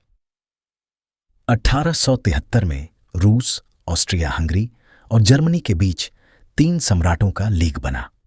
यह गठबंधन इस विचार पर टिका था कि तीनों रूढ़िवादी राजतंत्रों के साझा हित हैं, क्रांतिकारी विचारों को दबाना और यूरोपीय स्थिरता बनाए रखना। यह बिस्मार्क की रणनीति का केंद्र था। रूस को अपने साथ रखो ताकि पूर्वी सीमा सुरक्षित रहे। लेकिन यह गठबंधन टिक नहीं सका। बाल्कन में ऑस्ट्रिया और रूस के हित टकराए। दोनों वहां प्रभाव चाहते थे और दोनों को एक साथ संतुष्ट रखना बिस्मार्क के लिए भी संभव नहीं था। 1882 में जर्मनी, ऑस्ट्रिया हंगरी और इटली के बीच ट्रिपल अलायंस बनी। यह रूस के साथ गठबंधन का एक कमजोर विकल्प था, क्योंकि इटली एक अविश्वसनीय सहयोगी था और पूर्वी सीमा फिर भी आरक्षित रही। बिस्मार्क ने रूस के साथ एक अलग गुप्त पुनर्बीमा संधि 1887 में की, ताकि रूस कम से कम फ्रांस का पक्ष न ले। लेकिन यह नाजुक कूटनीतिक संतुलन बहुत लंबे समय तक नहीं चल सका। 1888 में विल्हेम प्रथम की मृत्यु हुई। उनके बेटे फ्रेडरिक तृतीय केवल 99 दिन सम्राट रहे। गले के कैंसर से उनकी मृत्यु हो गई। इसके बाद उनके बेटे विल्हेम द्वितीय गद्दी पर आए। उम्र केवल 29 साल। विल्हेम द्वितीय और बिस्मार्क की टकराहट जल्द शुरू हो गई। नया कैसर महत्वाकांक्षी था। वो जर्मनी को एक वैश्विक औपनिवेशिक ताकत बनाना चाहता था। अफ्रीका और एशिया में उपनिवेश चाहता था। एक विशाल नौसेना चाहता था। बिस्मार्क इन सब के विरुद्ध थे। वो मानते थे कि औपनिवेशिक विस्तार महंगा और खतरनाक है और यूरोपीय शक्तियों से संबंध बिगाड़ेगा। विल्हेम द्वितीय ने आंतरिक राजनीतिक और सामाजिक मामलों में भी सक्रिय रूप से हस्तक्षेप किया, जो बिस्मार्क को बर्दाश्त नहीं था। दोनों के बीच की खाई बढ़ती गई। मार्च 1890 में बिस्मार्क ने इस्तीफा दिया। जो लॉ चांसलर 28 साल तक जर्मन राजनीति का केंद्र रहा, उसे एक युवा और अधीर कैसर ने बाहर का रास्ता दिखा दिया। विल्हेम द्वितीय ने रूस के साथ पुनर्बीमा संधि को नवीनीकृत नहीं किया और रूस फ्रांस की तरफ झुक गया।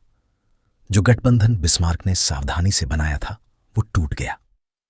फ्रांस, रूस और आगे चलकर ब्रिटेन तीनों एक तरफ हो गए। ट्रिपल एंटेंट का बीज बोया जा चुका था।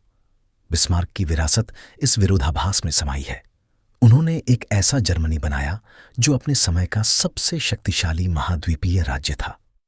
उन्होंने दुनिया का पहला आधुनिक कल्याण राज्य बनाया।